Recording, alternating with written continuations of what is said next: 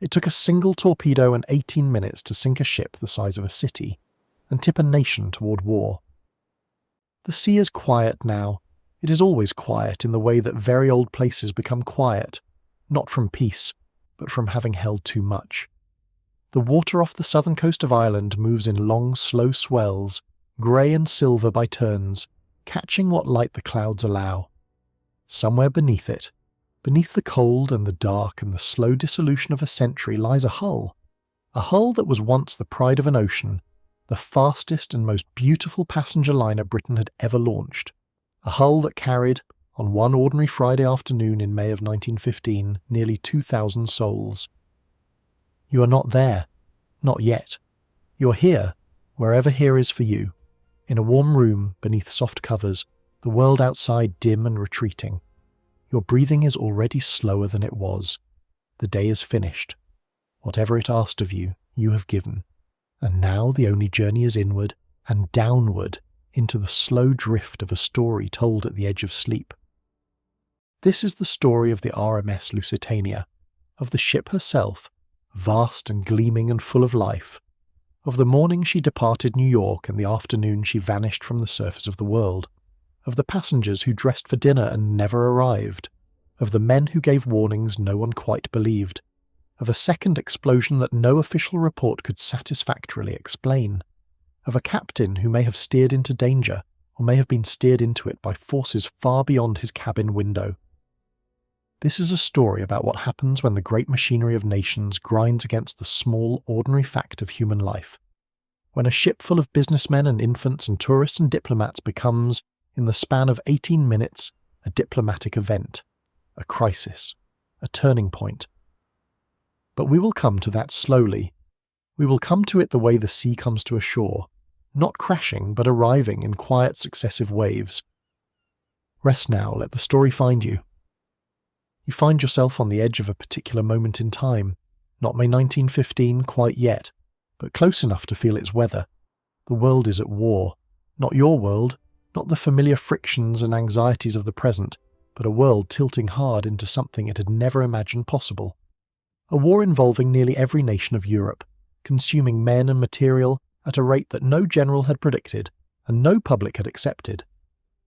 In May of 1915, the war is 9 months old. It has already eaten the summer optimism that launched it.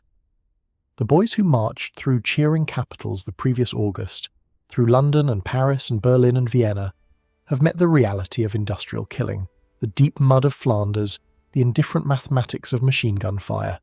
The war that was supposed to be over by Christmas is not over by Christmas. It is, in fact, barely begun. You are on the docks in New York. It is the 1st of May. The air smells of salt water and coal smoke, and the particular perfume of a working harbour, ropes and iron and the oily residue of 1,000 sailings.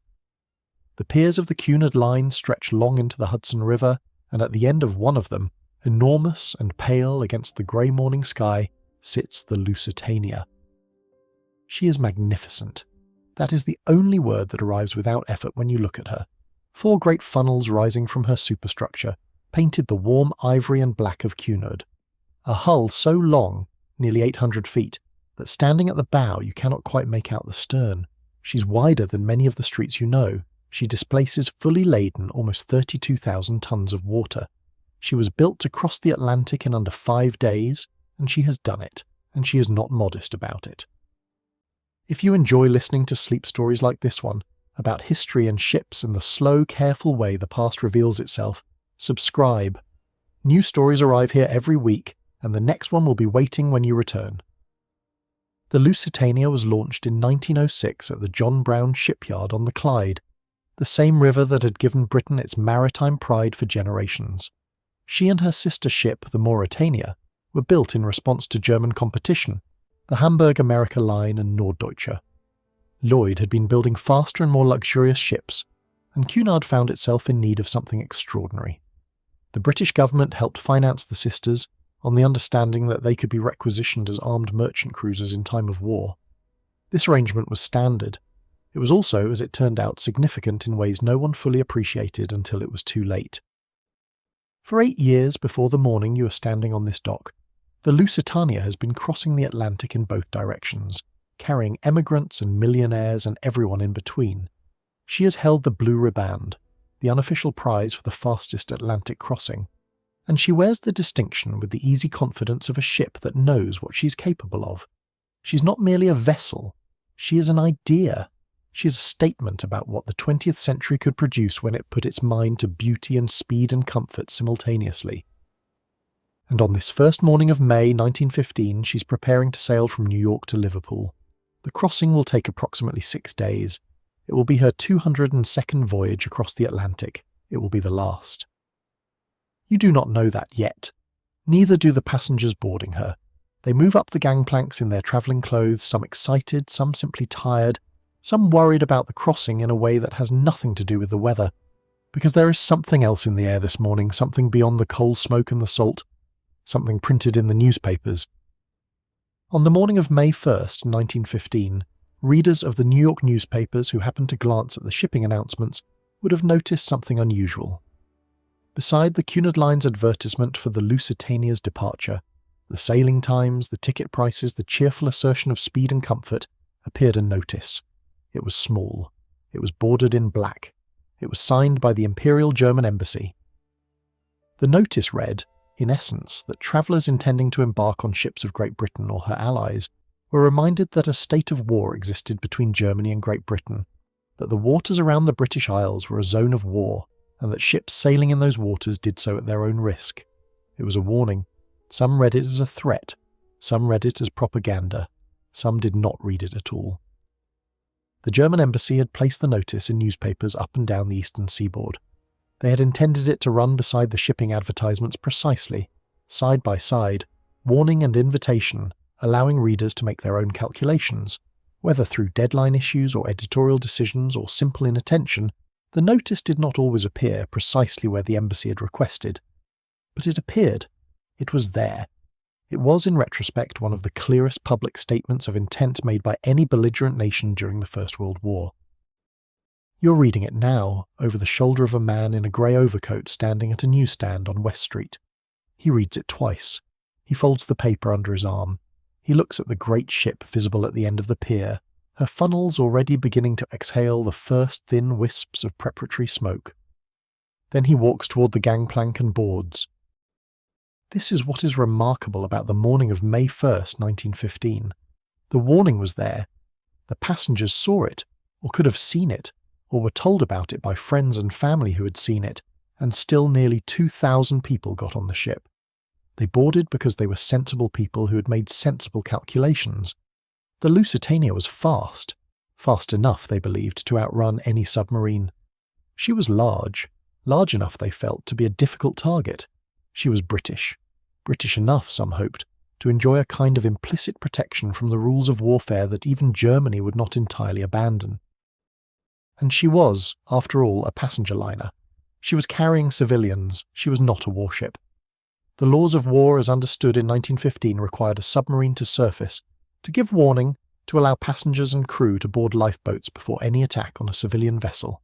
Surely no nation, not even Germany at war, would torpedo an unarmed passenger ship without warning and send 2,000 people to the bottom of the sea. This calculation, reasonable, humane, and built on assumptions about what civilized warfare looked like, would be tested and found catastrophically wrong within 6 days. But for now, on this grey May morning, the passengers are boarding, and the ship is magnificent, and the warning is folded into coat pockets and left on newsstands and dismissed over breakfast, and the gangplanks are crowded, and the Lusitania is preparing to sail. Among those boarding are people whose names will later be carved into memorials and cited in diplomatic correspondence and remembered in newspaper retrospectives for decades. There is Alfred Vanderbilt, one of the wealthiest men in America, travelling without a bodyguard because he does not believe in making a fuss. He is 38 years old. He has dark hair and an easy manner, and he is known for his generosity with staff and strangers alike. He boards as though the German notice is irrelevant, which in his calculation perhaps it is. He cannot imagine that a torpedo would be aimed at him specifically.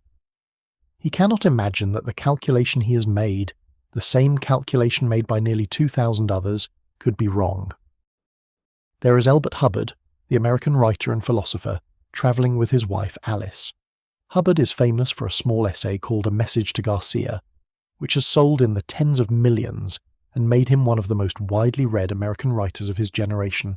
He is 60 years old, and he has a white beard and a romantic certainty about the world, and he has told friends before boarding that he wants to go to Europe and see the war for himself. He does not believe it will kill him. It will. There are businessmen and diplomats and theatre producers and infants and honeymooning couples. There are Canadian soldiers returning home after leave. There is a young man named Charles Lorion, a Boston bookseller, who has packed a rare Thackeray manuscript into his luggage, having just purchased it in New York, and who is already thinking about the London meetings that await him. There are people who are frightened, and people who are calm, and people who have not thought much about it one way or another, because the sailing of a great ship feels too large and too ordinary simultaneously, for fear to find its proper foothold. The last of them board, the gangplanks are withdrawn, the lines are cast off, and slowly, with the deep groan of engines too large to hear individually, only as a vibration in the floor of your chest, the Lusitania begins to move. She moves into the Hudson River. She turns, vast and deliberate. She passes the lower tip of Manhattan, where the streets are already filling with the day's commerce, where the windows of office buildings catch the pale morning light and throw it back in flashes. She passes the Statue of Liberty, that green and eternal figure on her island, her torch raised in the direction of nothing in particular and everything at once. She moves into the upper bay, and then the lower bay, and then the narrows, and then the open Atlantic receives her and she accelerates. At 25 knots, the Lusitania's wake spreads behind her in two long white lines that close slowly, like a seam being sewn, and then disappear entirely, leaving the sea exactly as it was. As though she had never been there, as though the whole great enterprise, the ship and the passengers and the warning in the newspaper and the war waiting on the other side of the ocean, were simply a rumour. But she was there, and in 6 days the sea would remember her. What was it like to be on board in those first days? There was the particular quality of Atlantic crossing in May, the cold that surprised people who had dressed for spring, the light that stayed longer in the sky than it did at home, the way the horizon stretched in every direction to a perfect circle with you at its centre. The first-class lounges were warm and wood-panelled and smelled of tobacco, and the kind of upholstered comfort that required significant money to produce. The Lusitania's first-class dining room could seat 550 people. Its menus ran to 11 courses on formal evenings. The silver was real. The crystal was Waterford. The tablecloths were changed twice daily. In second class, the atmosphere was more casual but no less comfortable. The Lusitania's second-class accommodations were widely agreed to be superior to first class on most other liners. This was a point of some pride for Cunard, and not without justification. The second-class lounge had a piano. The library had books in 3 languages. The dining room served roast beef and potatoes and puddings of the kind that arrive from English kitchens carrying the weight of centuries. In third class, things were simpler, but not unkind. The bunks were clean. The food was adequate. The common rooms were loud with the languages of 20 nations. The Lusitania carried emigrants as well as travellers, people for whom this crossing was not a luxury but a necessity, a departure from one life toward the hope of another. And below all of it, deep in the hull, the engines turned.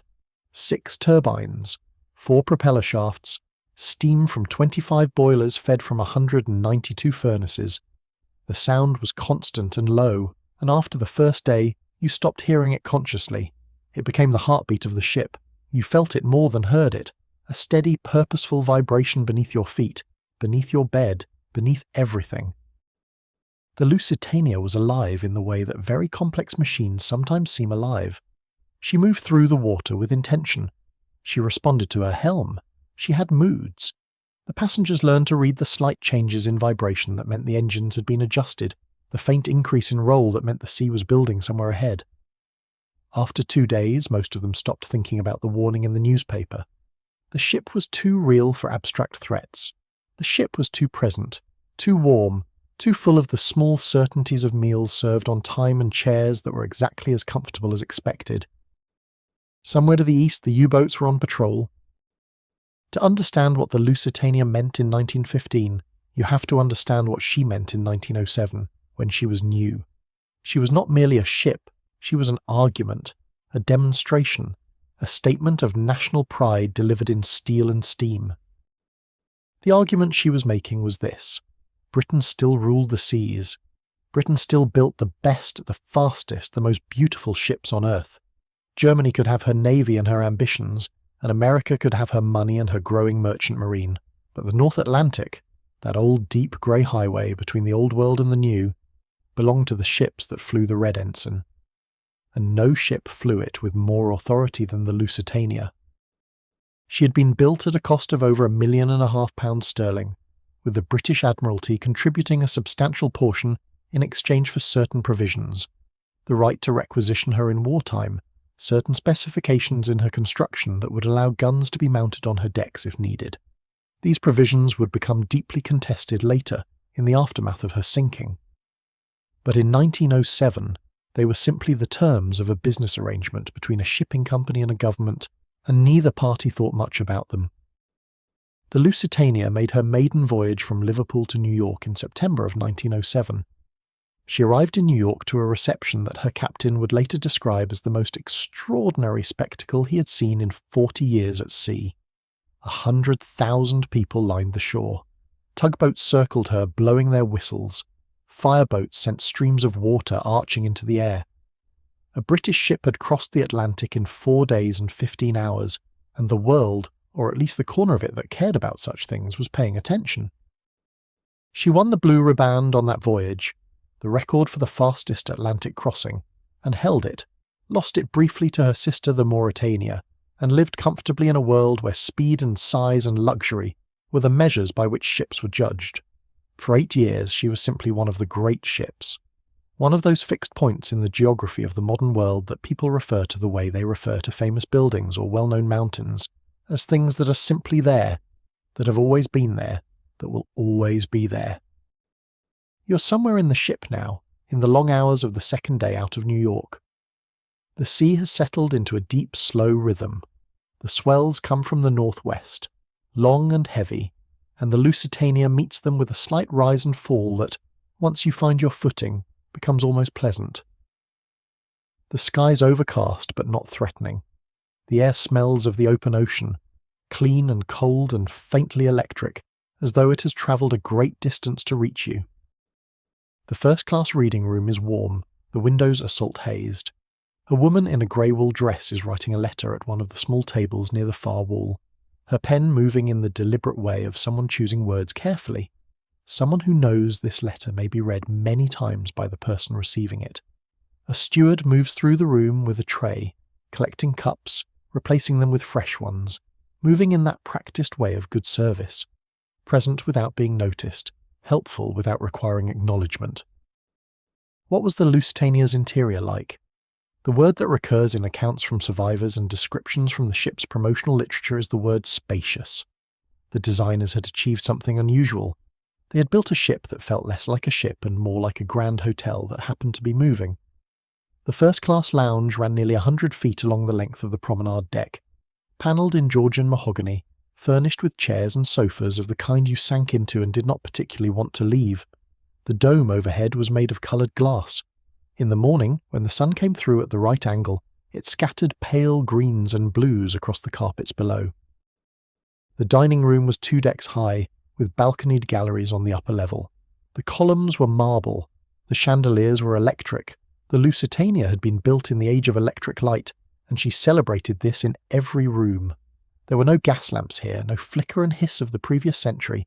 Everything was clean and bright and certain. The veranda cafe at the stern of the ship was perhaps the most beloved space aboard, at least among the passengers who discovered it. It opened to a sheltered deck. You could sit at a small table, wrapped in a cunard blanket provided by an attentive steward, and watch the ship's wake unfurl behind you into the grey Atlantic, the foam catching what light there was before it subsided back into the general darkness of the sea. In the evenings, the cafe served after-dinner drinks, and the orchestra, the Lusitania carried an orchestra of 12, played waltzes that drifted faintly out over the water. The orchestra was led by a young man from Leeds named Albert Kay. He had joined the Lusitania 6 months earlier and had found, as many musicians did aboard the great liners, that the work suited him. The audiences were captive in the best sense, grateful for music in the way that people become when there is nothing else to do with the evening. He had a program worked out for the crossing. On the first night, something light and popular. On the second, a selection from the classical repertoire arranged for the smaller ensemble. On the third and fourth, requests which the passengers submitted on cards throughout the afternoon. On the fifth evening, the final formal dinner, he planned to play something substantial, something to mark the end of the crossing. There would not be a fifth evening. But you do not know that yet, and neither does Albert Kay. He's in the music room now, in the early morning of the second day, going over his scores. The ship moves beneath him with its steady, purposeful vibration. The sea makes no particular noise from here, only a distant suggestion of itself, the way a city sounds when you're deep inside a building, present but not pressing. The Lusitania was also carrying cargo, a great deal of cargo. Her manifest, which would become one of the most studied documents in the aftermath of the sinking, listed nearly 5,000 cases of small arms ammunition, .303 caliber rifle cartridges, manufactured in the United States and destined for British forces in France. It listed shrapnel shells, empty, unloaded. It listed machinery and food and sundry commercial goods of the kind that filled the holds of every Atlantic liner making this crossing in 1915, when Britain needed everything and had the money to buy it, and America had everything and the willingness to sell. The ammunition in the manifest was legal under American law. The United States was neutral in the war, but American law permitted the sale of arms to belligerent nations, and Britain, controlling the seas as she did, was the primary beneficiary of this permission. Germany had protested. Germany had warned. Germany had placed notices in newspapers. The ammunition had sailed anyway, on the Lusitania and on a dozen other liners and freighters that made this crossing every week, and would continue to sail because the alternative was for Britain to lose the war, and no one at Cunard or the Board of Trade had decided that that was their problem to solve. What else was in the hold? This is a question that would preoccupy historians, conspiracy theorists, naval officers, and government commissions for the better part of a century. The official manifest was clear enough: the small arms ammunition, the shrapnel cases, the commercial cargo. But there were suggestions, rumours, persistent insinuations that the manifest was not complete, that the Lusitania was carrying something else, something more dangerous, something that might account for the second explosion that survivors described, the one that came almost immediately after the torpedo, that some said was larger than the torpedo itself, that others said was centred in a different part of the ship entirely. We will come to that question. It is a question that deserves care and patience, and we will give it both, but not yet. For now, the ship is moving east. The passengers are settling into the rhythms of the crossing. The cargo in the hold is simply cargo, present, silent, inert. And somewhere beneath the grey water ahead, moving at 8 knots on a patrol that had already claimed several British merchant ships this week, a German submarine was following its orders. There is something very quiet about this moment, even in retrospect, even knowing what comes. The ship and the submarine are both simply moving through the same sea, on courses that have not yet intersected, in a world that is still for another 3 days ordinary. The passengers are sleeping, or reading, or standing at the stern rail watching the wake. The crew is doing what crews do, the 1,000 small tasks that keep a ship functioning, that keep the coffee hot and the engines turning and the hull watertight. The captain is on the bridge. The lookouts are at their posts. Everything is, for the moment, exactly as it should be. That is sometimes the most unsettling thing of all. If you are drifting now, let yourself go. Subscribe so the next story is waiting when you return. Sleep well. Captain William Thomas Turner had been commanding ships for most of his adult life. He had gone to sea at 13 as a cabin boy, working his way up through the merchant marine with the patient accumulation of skill and experience and the kind of institutional knowledge that cannot be taught in a classroom. He had his master's certificate at 28. He had commanded a dozen ships before being given the Lusitania. He was, by any reasonable measure, exactly the kind of man you wanted commanding a ship in dangerous waters. He was also, by several accounts, not a man who enjoyed the social obligations that came with commanding a Cunard liner. The great ships of the early 20th century required their captains to be a kind of roving host, to dine with first-class passengers, to tell stories of the sea, to be charming and accessible and reassuring. Turner found this difficult. He was a sailor, not a showman. He tended to eat alone when he could. He was gruff in conversation and precise in his speech, and not particularly interested in what the wealthy thought of him. The wealthy were, to his way of thinking, passengers. His job was to get them safely across the ocean. His job was not to make them feel like guests at a particularly good dinner party. He was 61 years old in May of 1915, and he had the look of someone who had spent a great deal of time squinting into wind, a kind of weathered purposefulness, a directness in the eyes that made people feel he was looking through them rather than at them. He wore his uniform with the comfort of long habit. He carried his authority without display. You see him now on the bridge of the Lusitania on the afternoon of the second day. He's looking at the charts. The North Atlantic spreads before him in blue and white lines, the soundings marked in fathoms, the currents indicated with their familiar arrows. He knows these waters well. He has crossed them over 100 times. He knows where the ice comes down from the north in spring, and where the currents run warm along the American coast, and where the fog comes in off Newfoundland in June. He knows the approaches to Ireland the way most men know the approaches to their own homes. What Turner did not know on the second day of the crossing, or did not know in any actionable sense, was precisely how dangerous the waters he was approaching had become. He knew, in the general way that every ship's captain knew in the spring of 1915, that German submarines were active in the waters around the British Isles. He knew that merchant ships had been sunk. He knew that the Admiralty had issued warnings. But the warnings he had received before sailing were general, and the specific intelligence being gathered in London about submarine activity in the Irish Sea and off the south coast of Ireland was not being communicated to him with the clarity or urgency that the situation warranted. This is one of the persistent puzzles of the Lusitania disaster, the information gap between what the Admiralty knew and what Turner was told. In London, in the hours before the Lusitania reached the Irish coast, naval intelligence had a reasonably precise picture of U-boat activity in the area. They knew that a submarine designated U-20, under the command of Kapitänleutnant Walter Schwieger, was operating in those waters. They knew that Schwieger had already sunk several ships in the preceding days. They had warnings, they had intelligence. The question was whether, and how completely, that intelligence was shared with the captain of the largest, most famous passenger ship in the world.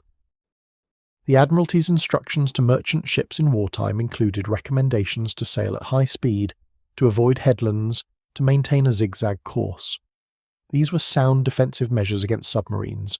A ship travelling at maximum speed and changing course unpredictably was far harder for a submarine to target than a ship travelling at a constant speed in a straight line. The instructions existed. They had been circulated. Whether Turner had internalised them as hard rules or read them as general guidance, and why he made the specific decisions he made on the afternoon of May 7th became the central question of the British inquiry into the sinking.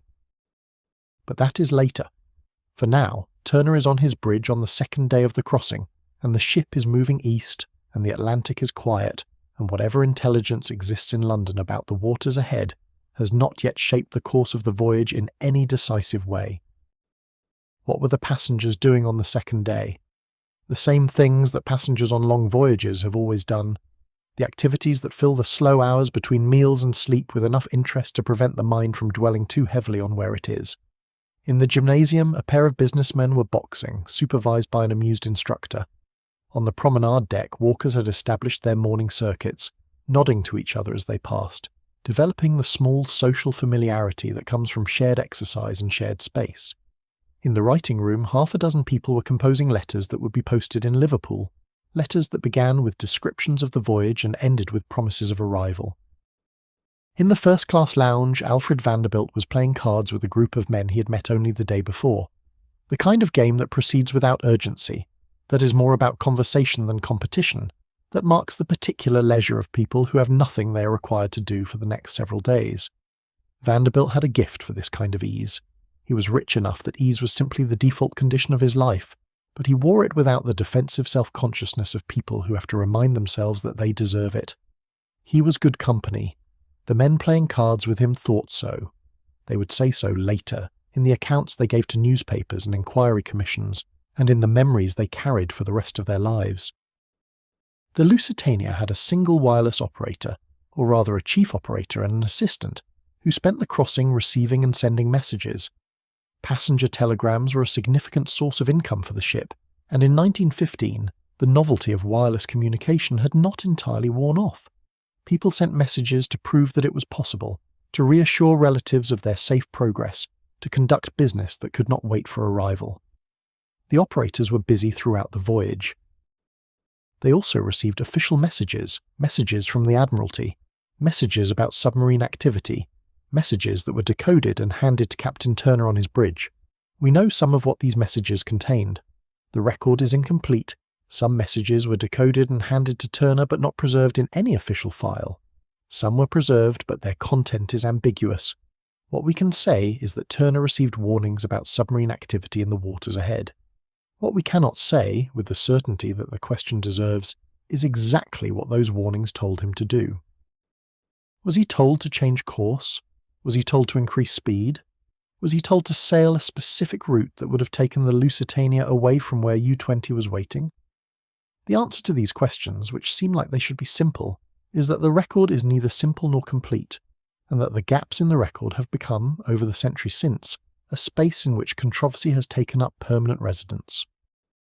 Turner stood on his bridge, looked at his charts, and made his decisions.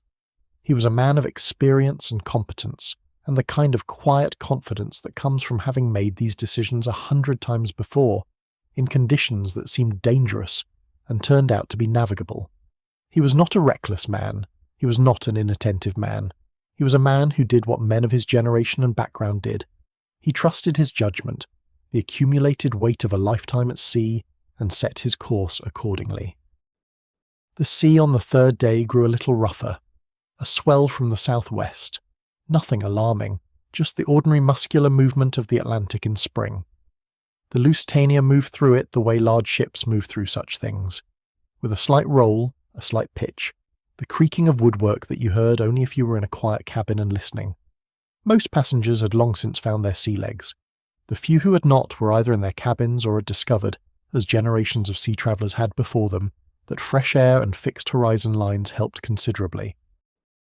The orchestra played in the lounge after dinner. The card games continued.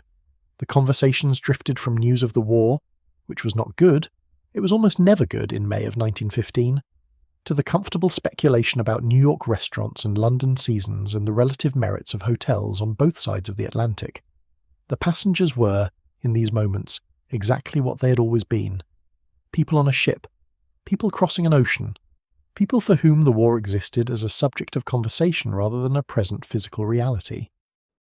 On the fourth day, that began to change. Not dramatically, not in any way that announced itself as significant, but on the fourth day, the weather thickened. Fog came down over the sea, a dense, white, muffling fog that reduced visibility to a few hundred feet and forced the Lusitania to slow and to sound her foghorn at intervals that became the rhythm of that day. The passengers who had been walking the decks moved indoors. The sea, invisible now beneath the fog, felt different, closer somehow, more present. The ship moved through it carefully. Turner reduced speed. There were arguments later about whether this was the right decision, whether a slower Lusitania in fog was more or less dangerous than a faster one, whether the fog actually increased the risk from submarines or reduced it by making the ship harder to see. These were reasonable arguments. They did not resolve cleanly. Speed and visibility are different kinds of safety, and in fog they work against each other. The foghorn sounded every minute, its long low note rolling out into the white nothing ahead, and somewhere out there, in the fog or approaching through it from the east, was the coast of Ireland. And somewhere in the waters off that coast, a submarine was waiting. Walter Schwieger was 30 years old in May of 1915. He had been commanding submarines for 2 years. He was good at it, precise, methodical, not given to either rashness or hesitation. He'd grown up in Berlin, studied naval engineering, moved through the ranks of the Imperial German Navy with the kind of steady competence that gets noticed by people in a position to notice it. He had the look of someone who took things seriously without being oppressed by them, calm eyes, a careful manner, the kind of person you would describe if pressed as professional. He was not a monster. This is important to establish, not to excuse what he did, but because the story of the Lusitania has always been at risk of becoming a story about monsters, and it was not. It was a story about a war, and about the decisions that ordinary men made within it, and about how ordinary decisions made in wartime can become extraordinary events in the telling of history. U-20 was a medium-sized submarine by the standards of 1915. She was 210 feet long, could travel at 15 knots on the surface and 9 knots submerged. She carried a crew of 35 men. She could dive to about 60 feet, which was considered adequate for operations in the coastal waters of the British Isles. She had left her base at Emden in early May, on a patrol that had already been productive. Schwieger had sunk 2 ships in the waters off the Irish coast in the days before May 7th, a small sailing vessel and a larger freighter, neither of which had been a significant military target, but both of which had contributed to the general German strategy of disrupting British supply lines. The strategy of unrestricted submarine warfare, sinking any ship bound for Britain without warning regardless of flag or cargo, had been declared by Germany in February of 1915. It was a declaration that caused enormous controversy, not least in the United States, which had commercial interests and passengers on ships crossing the North Atlantic in both directions. The United States was neutral, and its neutrality was valuable to both sides. To Britain because it meant continued access to American goods, to Germany because it meant continued access to American markets that weren't yet closed off. Unrestricted submarine warfare threatened to change America's calculation, and this risk was understood in Berlin. The compromise, and it was a compromise, not a coherent policy, was that Germany would sink ships bound for Britain, but would try not to sink neutral ships, or ships carrying neutrals who could prove their nationality. In practice, this was nearly impossible to implement from a submarine. You cannot, from a periscope at the surface of the ocean, determine who is aboard a ship and what their citizenship is. You can sometimes determine the ship's flag. You can sometimes determine her purpose from her silhouette. But the fine distinctions that the law of war required, the difference between a belligerent ship and a neutral one, between a ship carrying contraband and one carrying innocent cargo, were distinctions that could not be made by a commander looking through a periscope from 300 meters. Schwieger understood his orders. His orders were to sink ships. He was in waters where ships were sinking. He had already sunk 2. The fog that had descended on the area on the 4th day of the Lusitania's crossing had thinned overnight, and on the morning of May 7th, when the Irish coast appeared on the horizon, the visibility was reasonable. The sea was calm, calmer than it had been the previous day. There was a slight haze, a milkiness to the light that made distances uncertain, but you could see clearly enough to navigate, clearly enough to identify targets. Schwieger had been moving through these waters for several days. He had already used 3 of his 7 torpedoes on previous targets, and had decided to turn for home soon. He was getting low on fuel and supplies as well as armament, and there was no point extending a patrol beyond its useful limit. He was, in the late morning of May 7th, planning to leave the area. He was making one last scan of the horizon before turning southwest toward the open Atlantic and the long voyage home. And then, through his periscope, he saw her. He saw a ship. He saw a very large ship. He saw a ship with 4 funnels, moving at a speed he estimated at 22 knots, on a course that was bringing her directly toward him, or close enough to directly that the calculation was straightforward. He identified her as a large Cunard liner. He knew what that meant, a passenger ship, but he also knew what his orders said, and he knew that the Cunard line had entered into the agreement with the Admiralty to carry military cargo, and he knew that she was heading for Liverpool, and that whatever she was carrying was going to the British war effort. The decision he made in the next few minutes has been analysed by every historian who has written about this subject, and the analysis has not settled into consensus. Some have argued that he had no moral choice once he identified the ship as a belligerent passenger liner, that his orders required him to give warning, to surface, to allow passengers and crew to board lifeboats.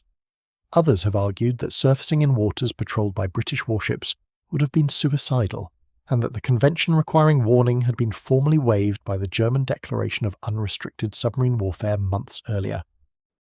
What we know is what Schwieger wrote in his war diary that evening. He identified the ship. He calculated her course and speed. He brought U-20 to periscope depth and manoeuvred into position. He fired 1 torpedo.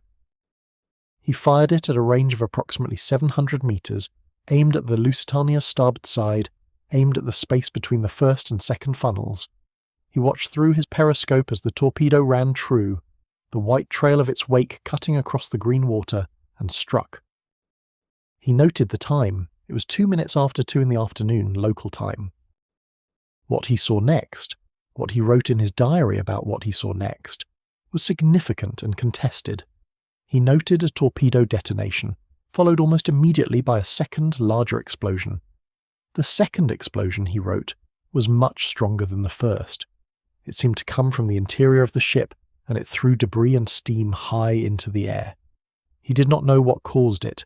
He speculated in his diary about possibilities. Coal dust, a boiler, munitions.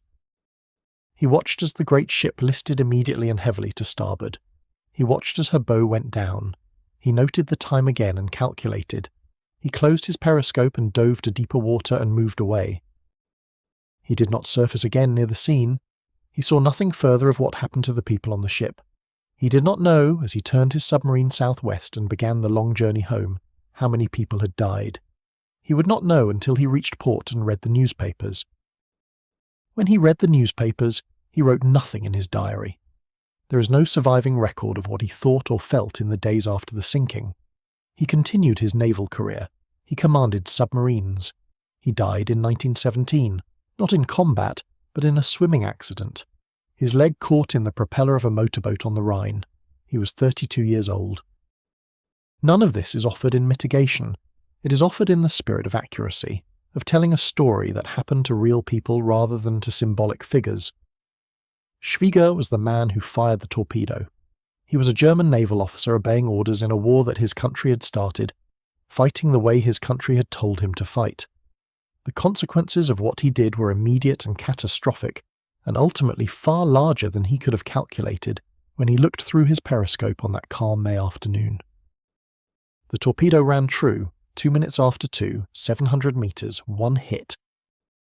And then the second explosion, the one that no one on the ship or beneath it or in the inquiries afterward could fully explain. Let that question rest for a moment. Let it sit there, at the bottom of the account, the way unexplained things sit in history, present, patient, not going anywhere. We will return to it. We will give it the attention it deserves. For now, the sea is quiet. Your breathing is quiet. The story is moving forward in its slow and careful way toward the afternoon of May 7th, 1915. The morning of May 7th, 1915 was pleasant by the standards of the Irish Sea in spring. The fog that had thickened around the Lusitania on the fourth day had thinned overnight, and by noon the visibility was good enough that you could see the distant hills of the Irish coast along the southern horizon. They were low and green and faintly blue in the distance, the way land looks when it's far enough away to be more idea than substance. Captain Turner had received wireless messages that morning warning of submarine activity in the waters ahead. He reduced speed from the Lusitania's maximum of 25 knots, already somewhat reduced from her peacetime best because she was running on only 3 of her 4 boiler rooms, a fuel-saving measure that was common in wartime, and he was navigating with some care, making his decisions about course and speed with an eye to the conditions and the intelligence he had received. There was a detail that morning that has attracted considerable attention in retrospect. Turner decided to take a 4-point bearing, a navigational fix using the coast, which required him to hold a steady course for a period of time. The standard wartime advice to merchant ships was to zigzag, to constantly change course to make submarine targeting difficult. Holding a steady course for even a few minutes was, in theory, exactly what not to do in waters where submarines were operating. Turner was aware of the zigzag recommendation. Why he chose to take a 4-point bearing at this particular time, in these particular waters, was a question he would be asked repeatedly in the weeks and months that followed, and his answers were never entirely satisfying to those asking. He may have believed that the bearing was necessary for safe navigation in waters close to a rocky coast. He may have believed that the risk from submarines, in daylight, in relatively clear weather, was lower than the risk of navigational error. He may have been making the decision that a good captain makes, balancing competing risks and choosing what seemed, in the moment, to be the lesser one. He was not careless. He was not indifferent. He was wrong. But he was wrong in the way that anyone making decisions under uncertainty can be wrong.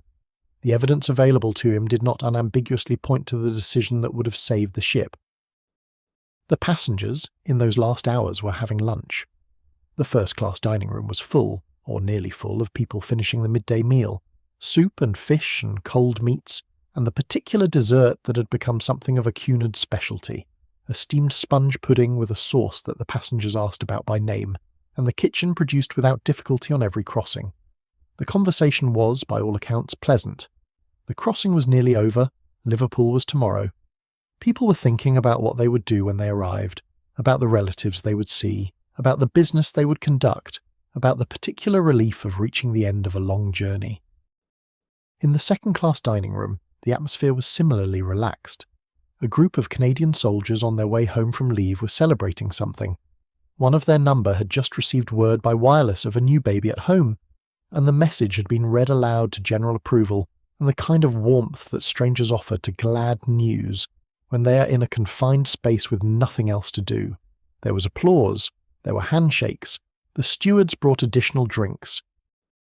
In the veranda cafe at the stern of the ship, a young woman from New York named Margaret Mackworth was sitting with her father, David Thomas, a prominent Welsh businessman who was among the more distinguished passengers aboard. Margaret, who would later inherit her father's baronetcy and become one of the leading advocates for women's rights in Britain, was reading a book. She noticed the coast of Ireland, green and distant, and pointed it out to her father. He looked, agreed that it was pleasant, and returned to his newspaper. At 2:02 in the afternoon, something struck the starboard side of the Lusitania. The accounts of survivors describe the initial impact in different ways. Some say they heard a dull thud, followed immediately by a sound like a thunderclap. Others describe a sharp crack and then a roar. Some say the ship lurched violently to starboard.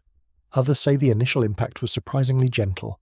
A tremor, a vibration, something that might almost have been explained away as the engines behaving oddly. What followed the initial impact was less ambiguous.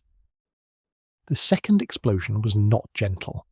The second explosion was large enough to blow hatches off the deck, large enough to send debris hundreds of feet into the air, large enough to be heard. Several accounts agree on this. Well before the sound that accompanied the torpedo itself, the second explosion seemed to come from inside the ship, from somewhere in the forward section, from a place that was different from where the torpedo had struck. Water began pouring into the starboard side. The ship listed immediately and heavily. This was one of the most distinctive and fatal characteristics of the Lusitania's sinking, the speed with which she developed a severe starboard list. A list meant that the lifeboats on the port side could not be launched. They swung inward over the deck and could not be moved outboard far enough to reach the water. A list meant that the lifeboats on the starboard side were crashing against the hull as they were lowered, making them nearly impossible to handle. A list meant that the ship was already dying, that the water coming in was coming in too fast and in too many places for anything to stop it. Captain Turner came onto the bridge from wherever he had been, accounts differ slightly on this detail, and took in the situation with the practiced eye of a man who understood ships. What he saw told him everything he needed to know. The ship was sinking. She was sinking fast. She was listing so severely that normal lifeboat procedures were already compromised. There were approximately 2,000 people aboard, and not enough lifeboats for all of them, even if the lifeboats could be launched, which was already becoming doubtful. He ordered the ship stopped. He ordered a distress message sent. He tried to beach her, to drive her bow toward the Irish coast, which was just close enough on the horizon to represent a possibility if the ship could stay afloat long enough to reach shallow water. The Lusitania's engines had not been killed by the explosion. She still had power, or enough of it. Turner turned her toward the coast and pushed as much power through the engines as they would take. It was not enough. The bow was going down too fast, the list was too severe, the water was winning. On the decks, the scene was chaos of a particular kind, not the screaming, stampeding chaos of disaster films, but the stunned, disorganized chaos of people who are confronting something that does not fit any category of previous experience. People who had been eating lunch were now standing on a deck that was noticeably tilted, wearing life jackets they had tied incorrectly, looking at lifeboats that were swinging in the wrong direction, asking each other questions that none of them could answer. Where are we supposed to go? Was that a torpedo? Is the ship going to sink? How long do we have? The crew was trying to respond. The officers were trying to organise the boat stations, the stewards were trying to direct passengers to the upper decks, but the list was increasing, and the bow was going down, and the deck was tilting more steeply with every minute, and the process of launching a heavy wooden lifeboat from a ship that is already listing and sinking is extremely difficult under the best of circumstances. These were not the best of circumstances. Margaret Mackworth found herself separated from her father in the confusion. She was at a lifeboat station on the port side when she realised that the lifeboat was swinging inward and could not be reached. She moved toward the starboard side. She found a lifeboat being lowered badly at an angle, with people already aboard sliding toward the bow end, the stern end dropping faster than the front. The lifeboat hit the water on the starboard side, and the people in it were partly submerged immediately. Mackworth jumped, she hit the water, she went under, she came up. She found a piece of wreckage and held on. Alfred Vanderbilt was seen on the promenade deck, helping women and children into lifeboats. He was seen tying life jackets onto small children who had been brought to the deck by their parents. He was seen doing this calmly, methodically, with the same ease he had shown at the card table 2 days before. He was seen in the moments before the ship went under, standing at the railing, life jacket in hand, having given away the one he had been wearing to a woman who had none. He was not seen in the water afterward. His body was never recovered. The ship continued to go down. The list continued to increase. The bow was now in the water up to the bridge. 18 minutes. That is the number that stays with every account of the sinking. 18 minutes from the moment the torpedo struck to the moment the Lusitania's bow touched the bottom of the Atlantic, 110 metres below the surface off the old head of Kinsale on the southern coast of Ireland. 18 minutes is not very long. 18 minutes is the time it takes to walk about 1.5 miles at a comfortable pace. It is about the length of a lunch break, or a short meeting, or the time between waking and being fully dressed and out the door on a morning when you are not running particularly late. For a ship of 45,000 tons to go from torpedo strike to the bottom of the sea in 18 minutes is extraordinarily fast. The Titanic, which was a larger ship, sank in 2 hours and 40 minutes. The Olympic, sister to the Titanic, was struck by a British warship in 1911 and did not sink at all. The speed of the Lusitania's sinking was one of the factors that made it deadly. There was simply not enough time to mount an organised evacuation of 2,000 people from a listing, rapidly sinking ship. Why did she sink so fast? This question has multiple answers, and they are not mutually exclusive. The torpedo tore a hole in the hull, that much is certain. But the hole from a single torpedo, even a large one, should not have been enough to send a ship of the Lusitania's size to the bottom in 18 minutes. The Lusitania had 16 watertight compartments. Even with significant flooding in multiple compartments, she should have had more time. The second explosion is where the disagreement begins and where it has never fully ended. Something in the ship's interior caused a second explosion, significantly larger than the torpedo, in the seconds immediately following the strike. The question of what caused that second explosion has generated more historical controversy than almost any other single event of the First World War. The official British inquiry, led by Lord Mersey, concluded that the torpedo alone was sufficient to explain the sinking. Mersey was a judge of considerable experience who had also presided over the Titanic inquiry, and his conclusions were given significant weight.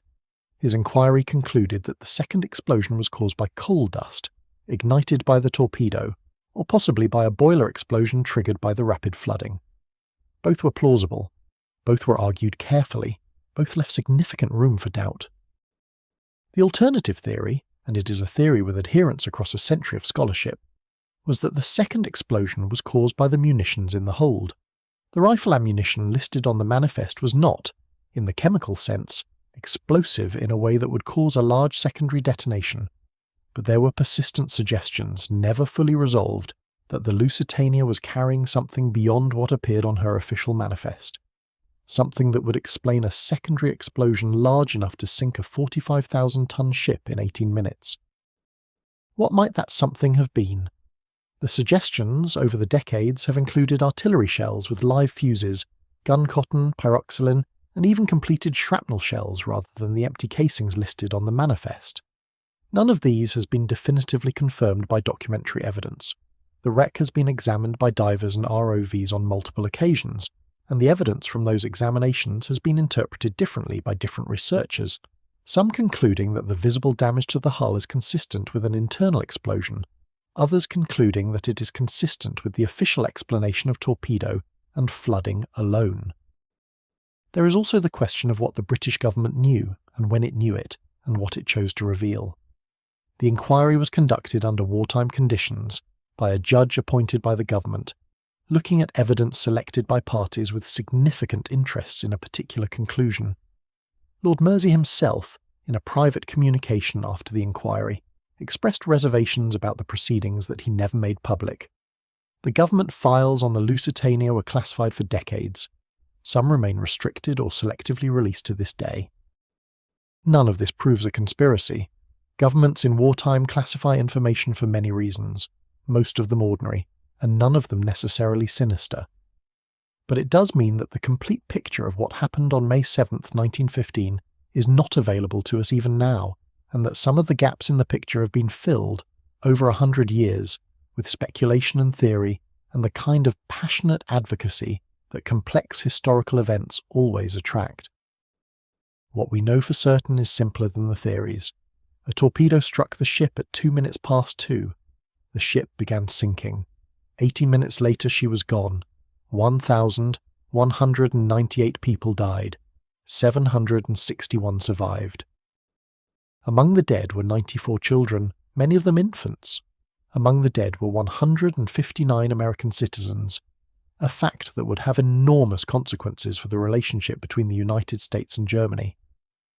Among the dead were Alfred Vanderbilt and Elbert Hubbard, and the bookseller Charles Laurier's acquaintances who didn't make the lifeboat.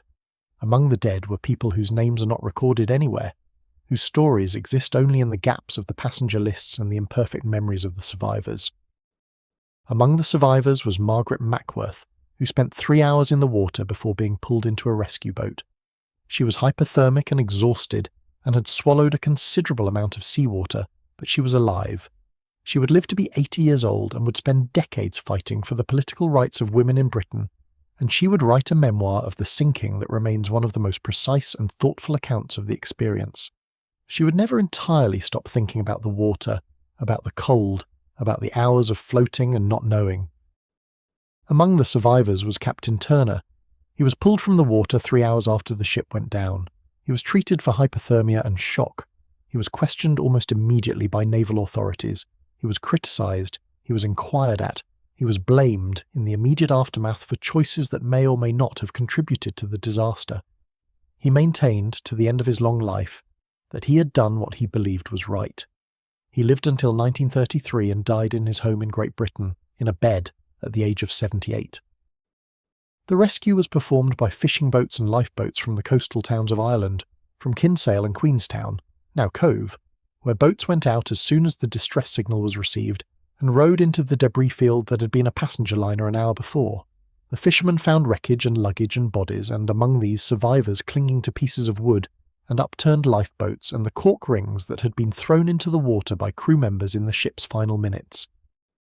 The survivors who were pulled from the water were taken to Queenstown and to the hotels and public halls that served as improvised medical centres. They arrived in their life jackets, some still in the clothes they had been wearing at lunch, some having lost nearly everything in the water. They were treated for hypothermia and shock and physical injuries from the sinking. They were given dry clothes from donations by the local population, which turned out in considerable numbers to help despite having had almost no warning that this disaster was occurring in the waters just off their coast. The dead were brought to Queenstown as well. They were laid in rows in the town hall and in the market house. Their pockets turned out for identification, the items found on them, watches and letters and photographs and money, placed in small envelopes and labelled with whatever could be determined about who they were. It was a task that took days and was never fully completed.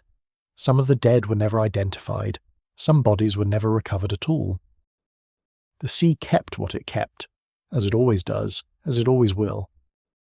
And in the hours after the sinking, before the bodies were even fully counted, before the survivors had fully understood what had happened to them, before the rescue operations were complete, in those very early hours, the news was already moving through the wireless cables and the telegraph lines and the newspaper offices of the world.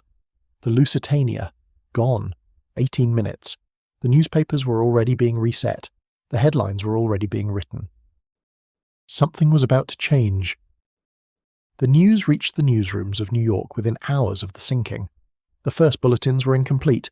A large Cunard liner had been attacked, casualties unknown, survivors being brought ashore in Ireland. By the following morning, the picture was clear enough for newspaper purposes, which is not the same as complete, but was enough to fill column inches with the kind of language that newspaper editors reach for when the story is large enough to override normal caution. The headlines used words like massacre. They used words like murder.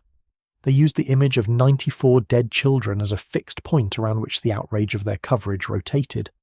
They contrasted the Lusitania's elegance, the sophistication of her passengers, the innocence of her children, with the mechanical cold-bloodedness of the submarine attack, a weapon hidden beneath the sea, invisible, striking without warning, making no distinction between armed combatant and travelling infant.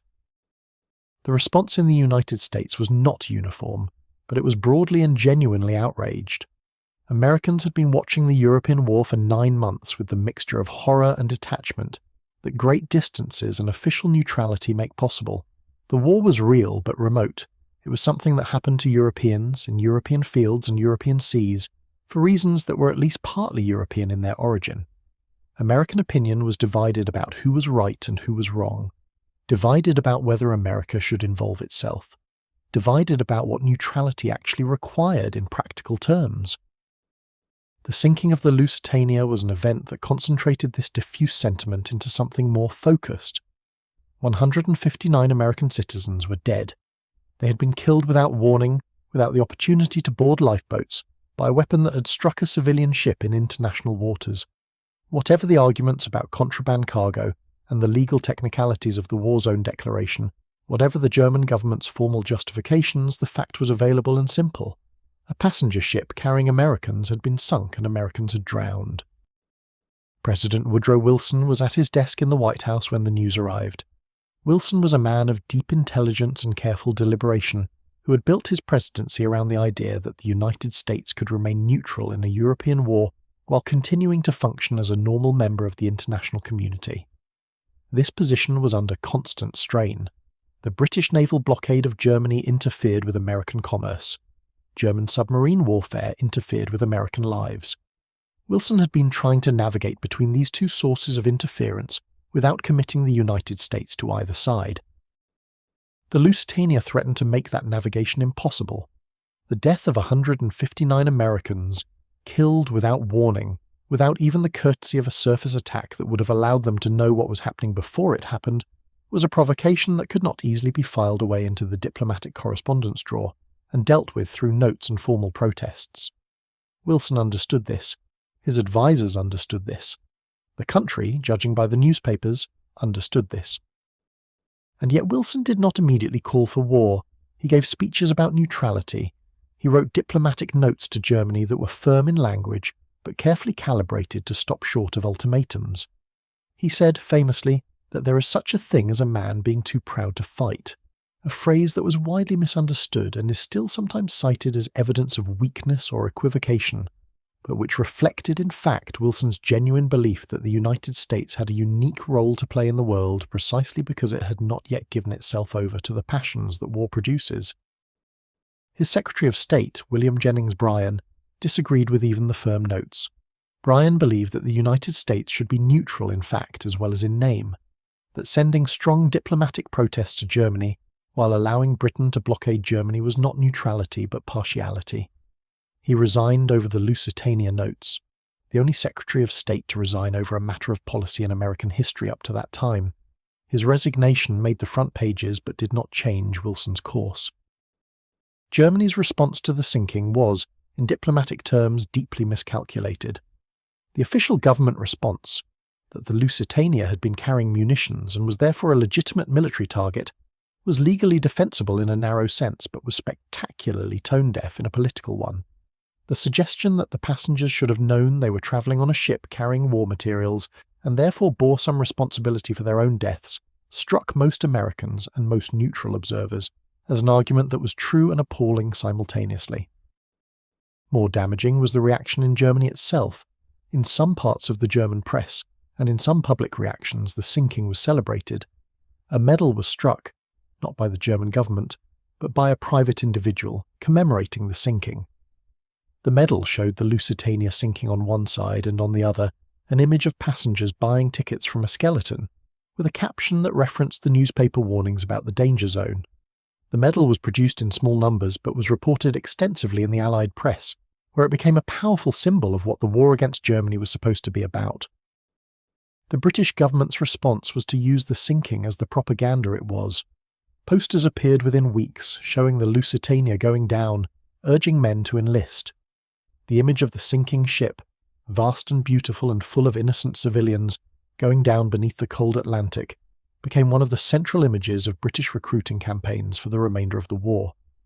Recruitment offices reported significant increases in enlistments in the weeks following the sinking. But Britain's use of the Lusitania as a propaganda tool was complicated by the questions that kept surfacing about what the ship had been carrying. If the Lusitania had been carrying significant quantities of war materials, more than the official manifest acknowledged, then the moral clarity of the image became less clear. A passenger liner deliberately overloaded with military cargo, sailing into declared war waters, with warnings published in newspapers. This was a different kind of story than a helpless civilian vessel attacked without provocation. Not better in terms of the dead, not better in terms of the horror, but different in terms of the moral arithmetic that nations use to justify their positions in wartime. The British government was not interested in the different kind of story. The British government in 1915 needed the sinking of the Lusitania to be the simple story.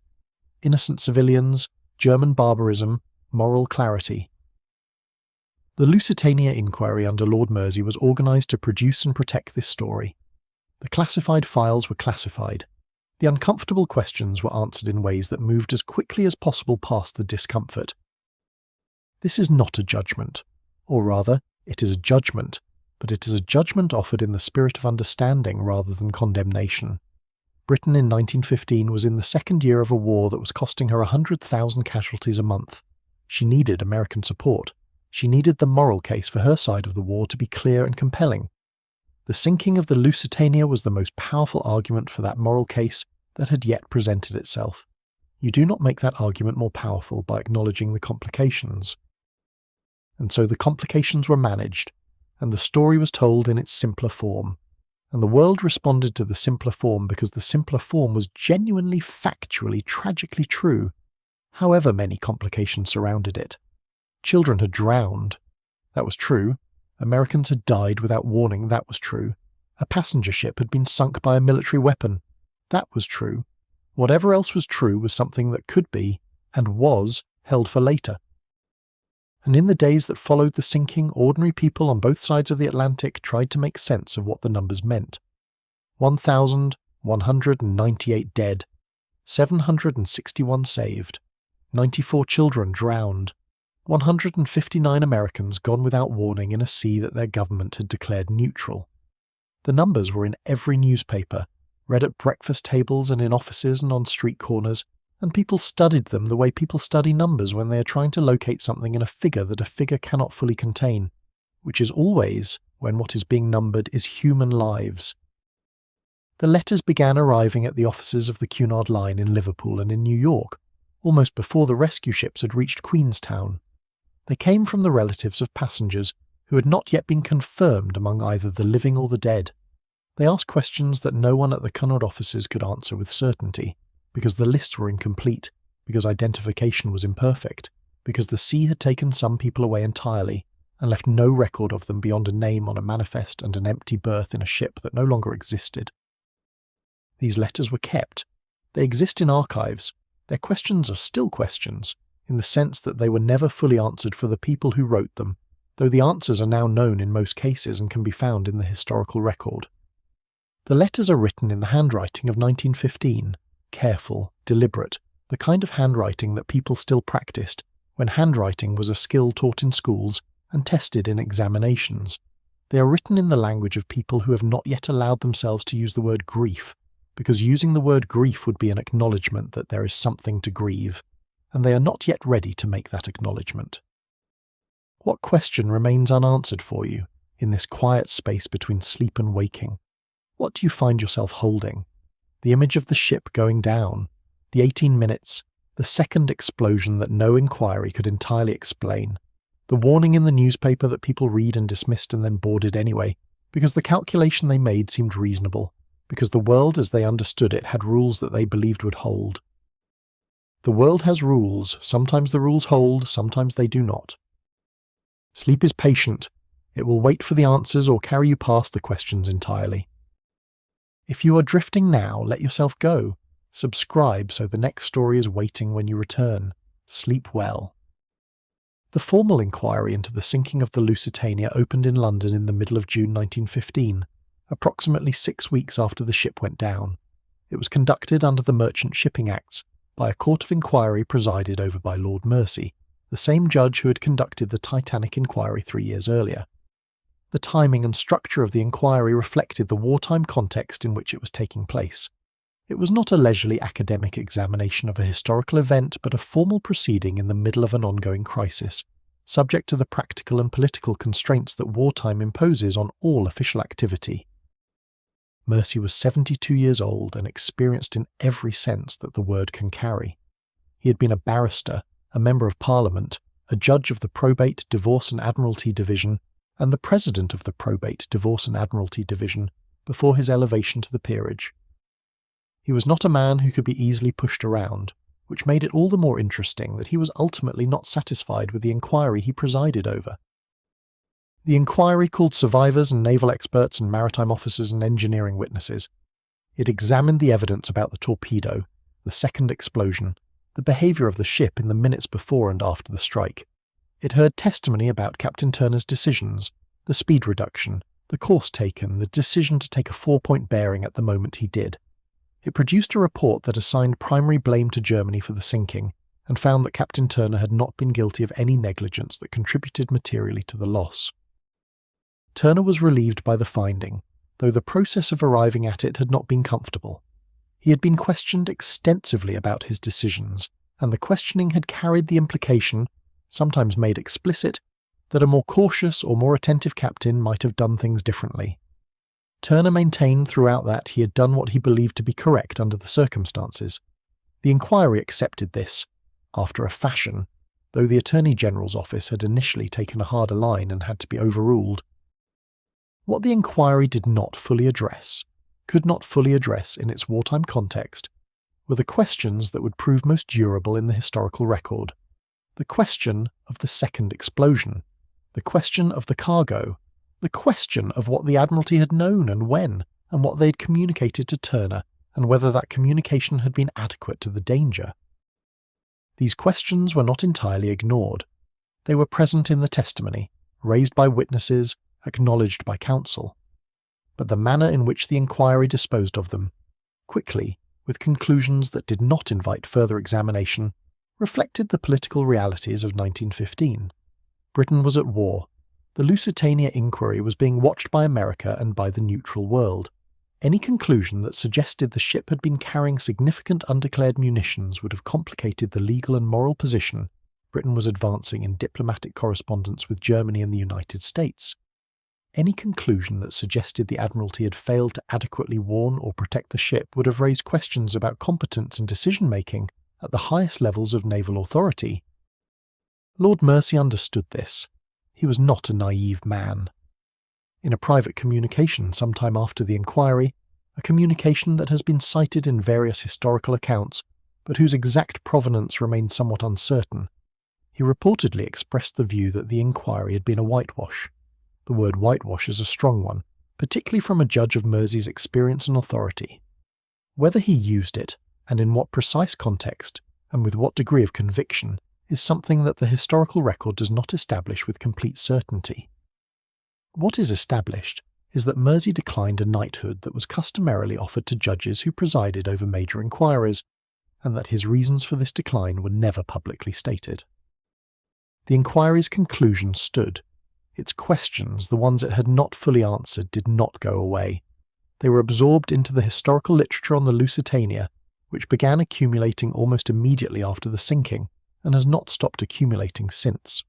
The historical literature is extensive, contradictory, and deeply interesting, and it circles around the same unanswered questions with the persistence of something that cannot find its resolution. What was the second explosion? The range of answers offered by historians and researchers over a century includes a boiler explosion, a coal dust explosion, an explosion of pyroxylin used in the manufacture of film, an explosion of empty artillery shell casings that were not as empty as the manifest stated, an explosion of completed artillery shells that were not on the manifest at all, and, in some versions of the more dramatic theories, a deliberate act designed to ensure the ship's destruction was complete enough to guarantee American outrage. This last theory requires a level of premeditation and cold-bloodedness that most historians find implausible, but it has found its advocates, and the fact that it is implausible does not make the underlying questions less real. The declassification of British government files, which occurred in stages over the second half of the 20th century and continues into the present, has added pieces to the picture without completing it. Some of the released files confirm what was already known or suspected. Some add detail to the picture of what the Admiralty knew about U-boat activity in the days before the sinking. Some raise as many questions as they answer.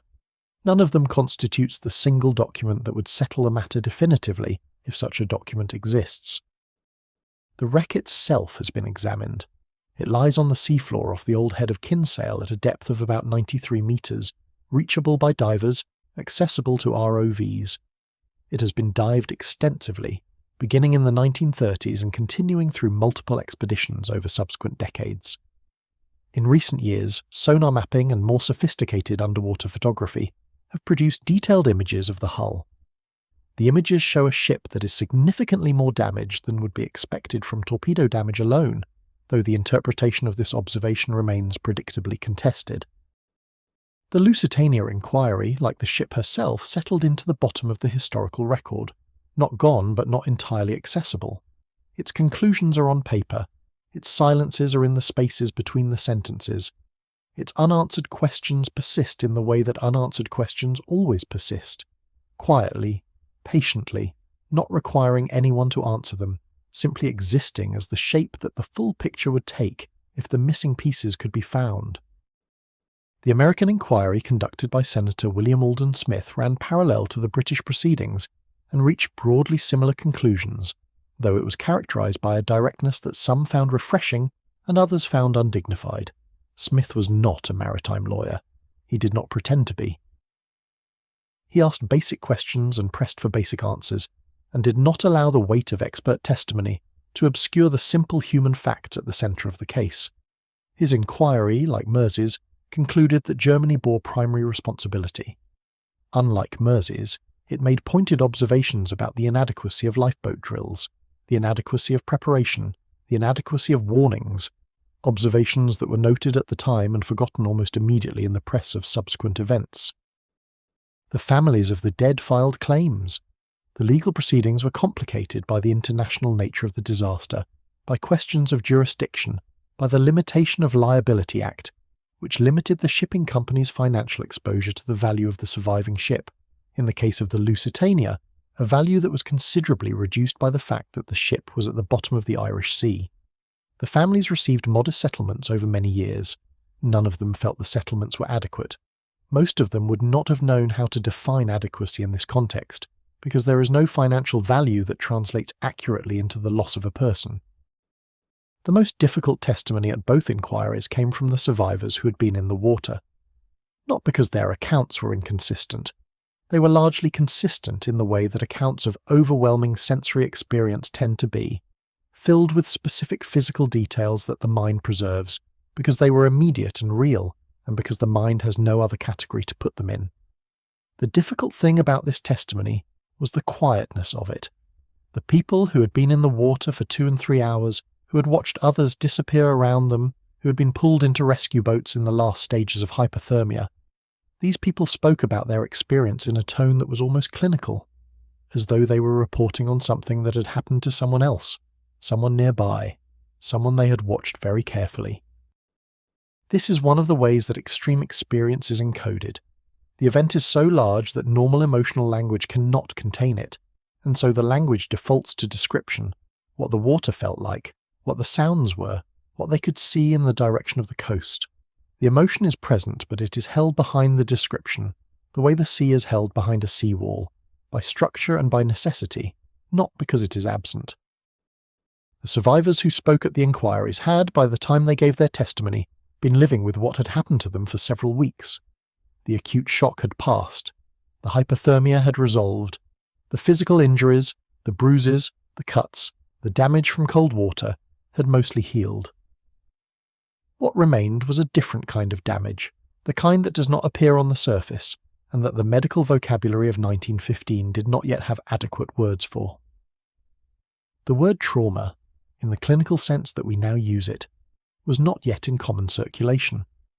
The word stress had not yet been applied to psychological injury in any systematic way. The survivors were expected to recover, and many of them outwardly did. They returned to their lives. They went back to work. They gave their testimony in measured voices and answered the questions put to them, and thanked the panel for the opportunity to speak. And then they went home, and some of them never quite slept properly again, and some of them could not board a ship, and some of them flinched at the sound of deep water moving, and some of them were fine, or appeared to be fine, which is not always the same thing. The inquiry recorded what they said. It did not record what they carried with them when they left the room. There is something almost calming about this.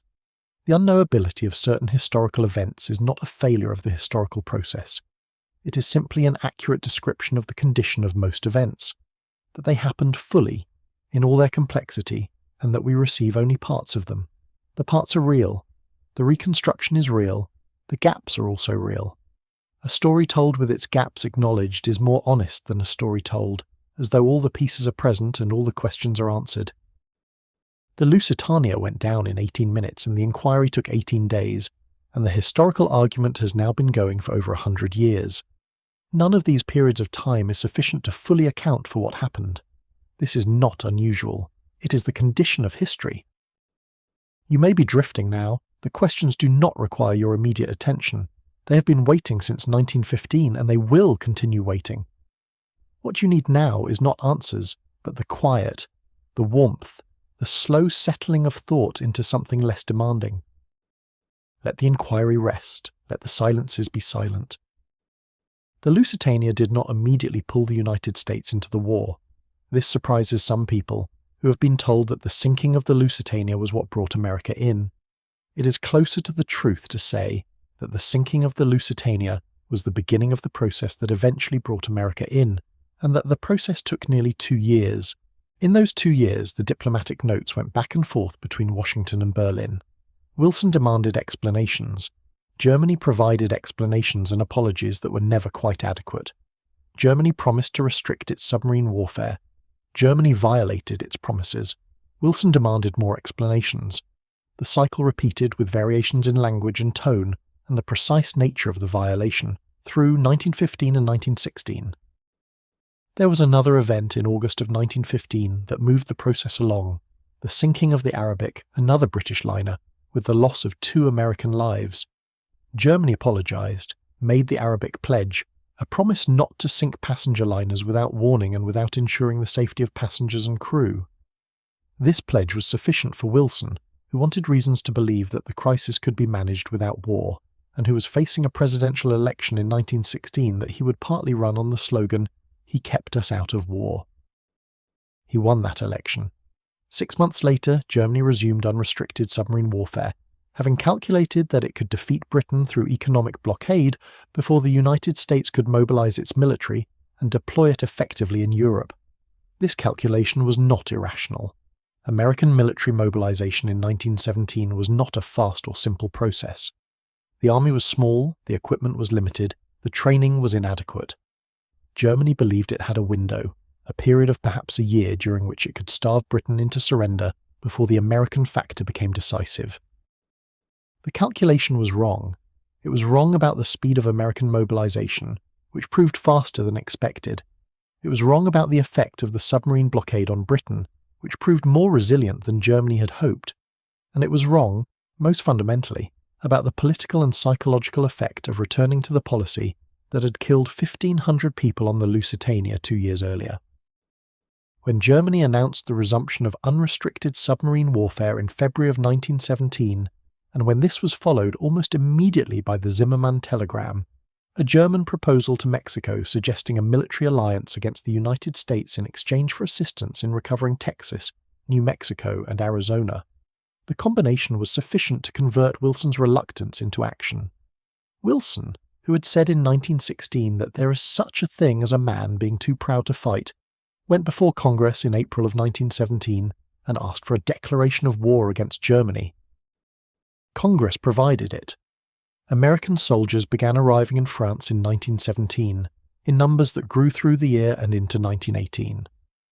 The American contribution to the Allied war effort, in terms of men, material, morale, and the simple psychological effect of fresh troops from a nation that had not been fighting for 3 years, proved to be exactly the factor that turned the war.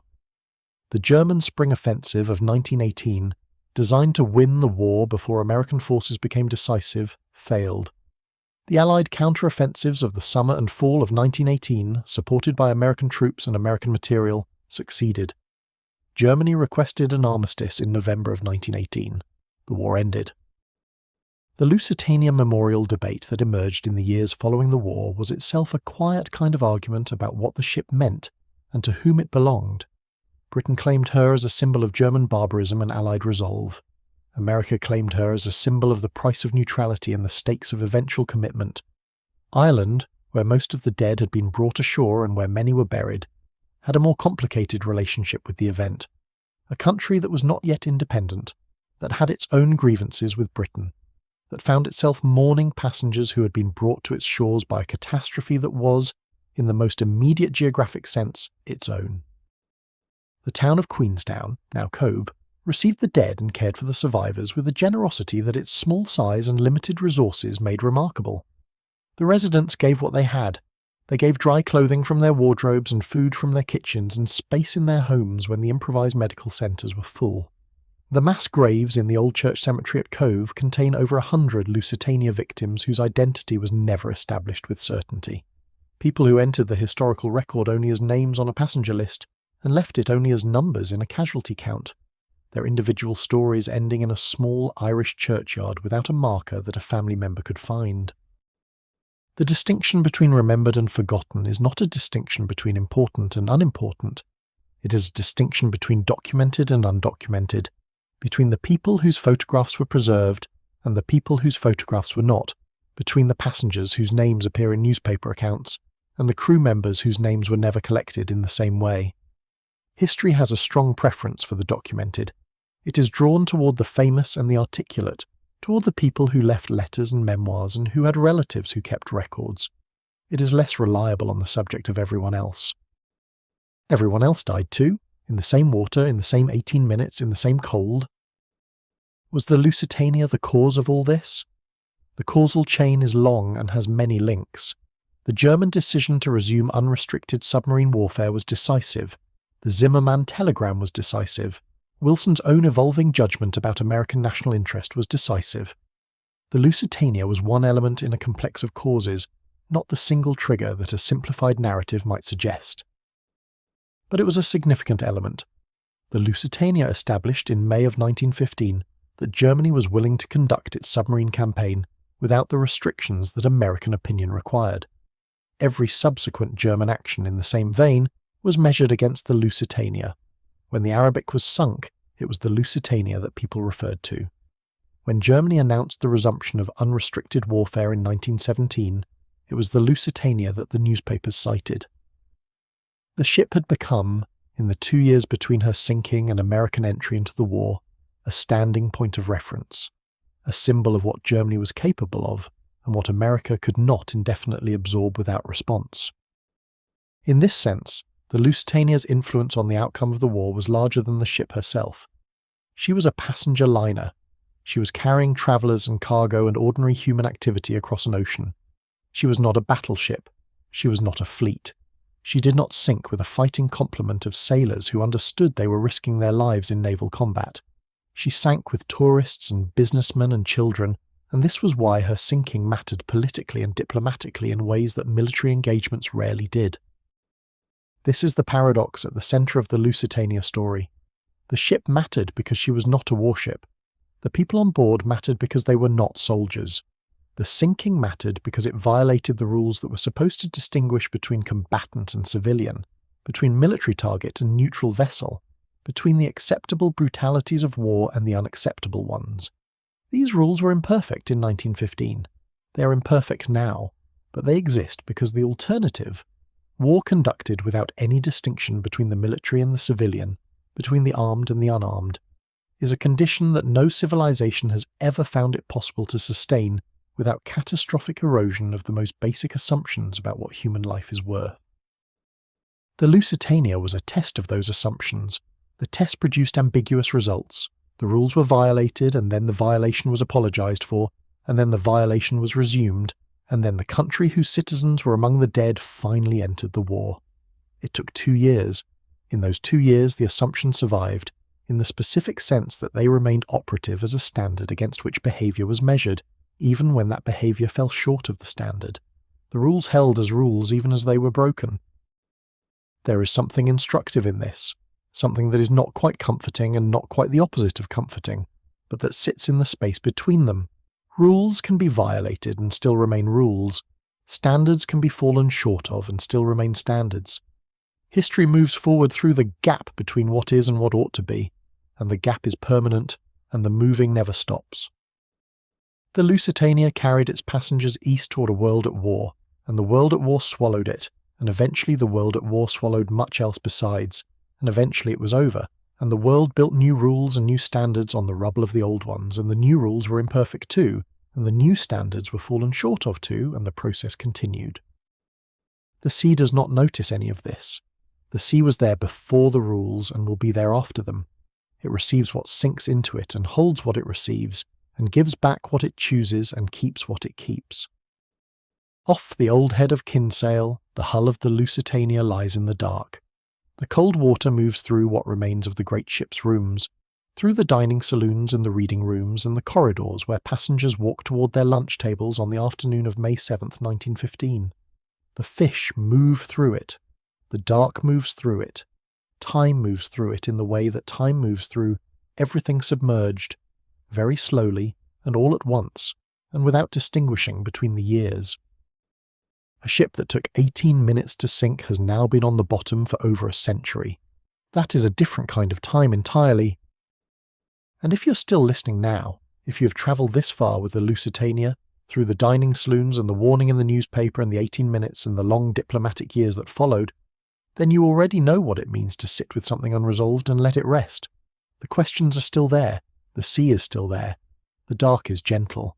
The distance between then and now is a kind of quiet all by itself. Survival is not the end of a story.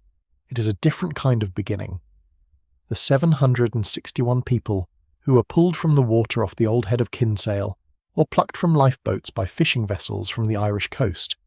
They did not go home and resume their lives as though May 7th had been simply an unpleasant interruption.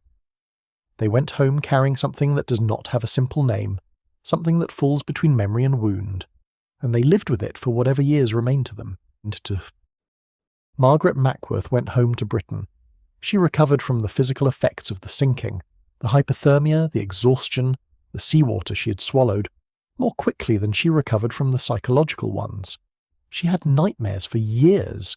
She had, she wrote in her memoir, a recurring dream in which she was in the water, and the ship was above her, and she could not find the surface. She woke from this dream, and lay in the dark and reminded herself that she was not in the water, that the surface was not above her but below her, that she was in a warm room in a country that was not sinking. She went on to do extraordinary things. She inherited her father's baronetcy, becoming Viscountess Ronda, and spent the following decades fighting for the right of women who held peerages to sit in the House of Lords, a right that was not granted until after her death. She founded and edited a magazine called Time and Tide, which became one of the most important intellectual periodicals in Britain between the wars, publishing writers including Rebecca West, George Bernard Shaw, and Virginia Woolf. She died in 1958 at the age of 78, having lived long enough to see many of the things she fought for become reality, and some of them remained frustratingly out of reach. Her father, David Thomas, also survived. He had been pulled from the water and was treated for shock and exposure in Queenstown. He lived for another 5 years, dying in 1918.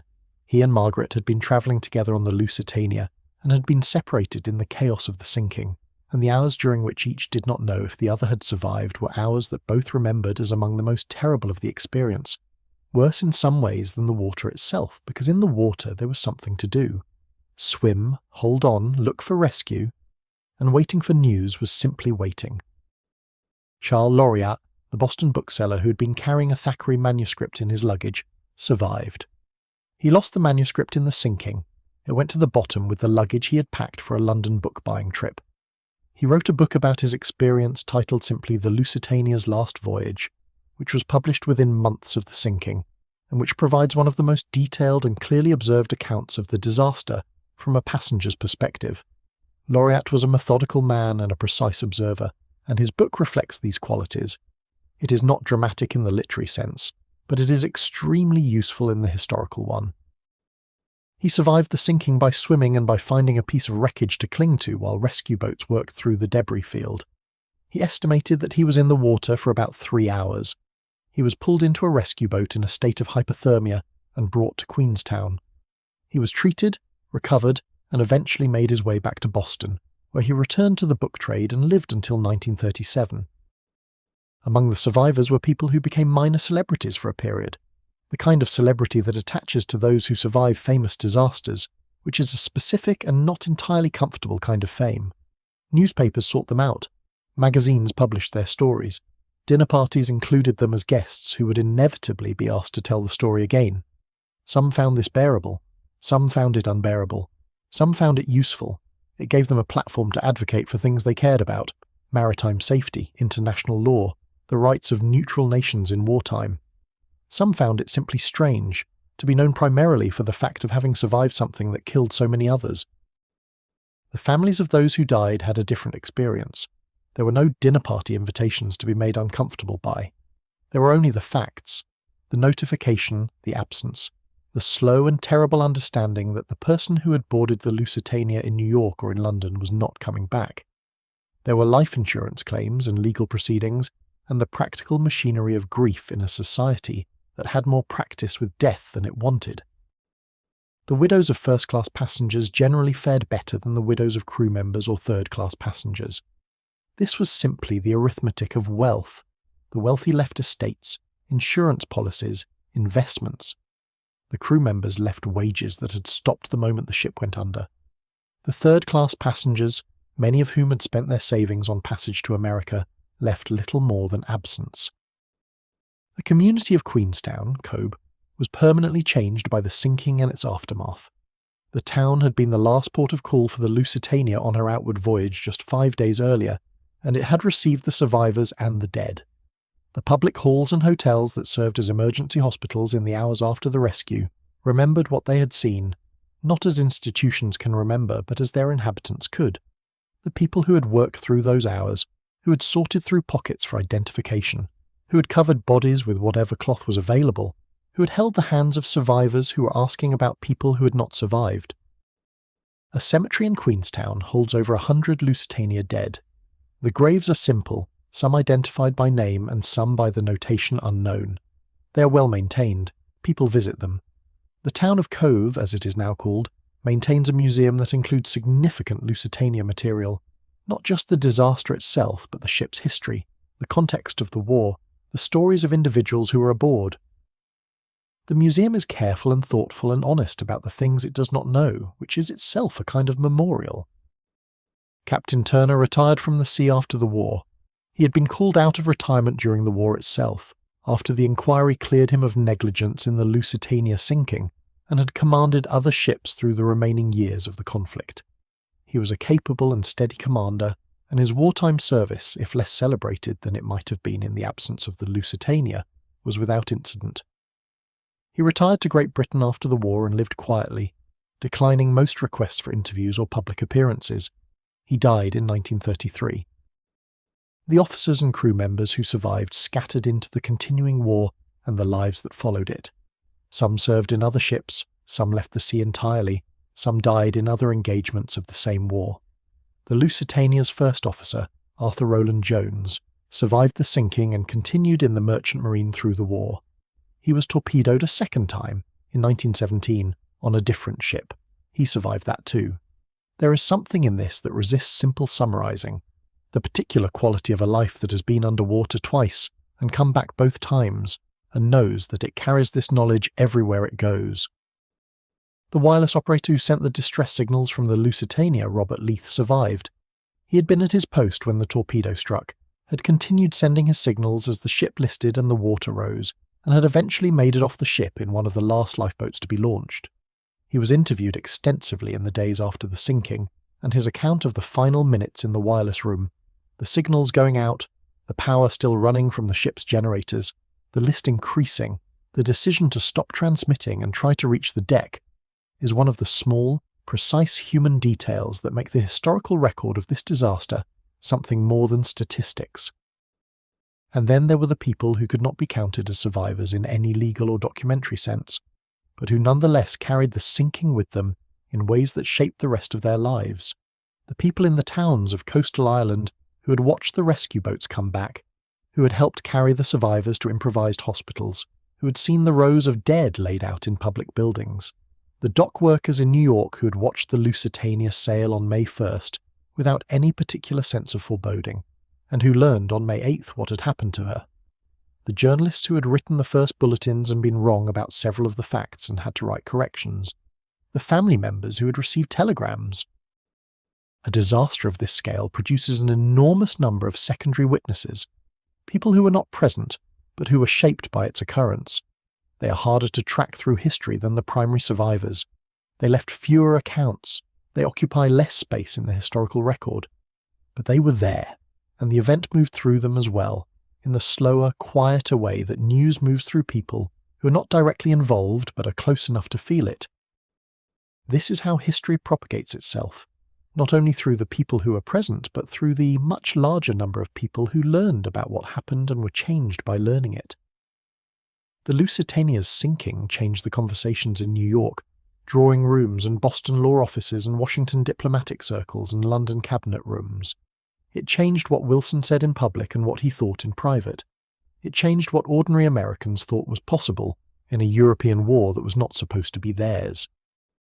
All these changes were real. All of them had consequences.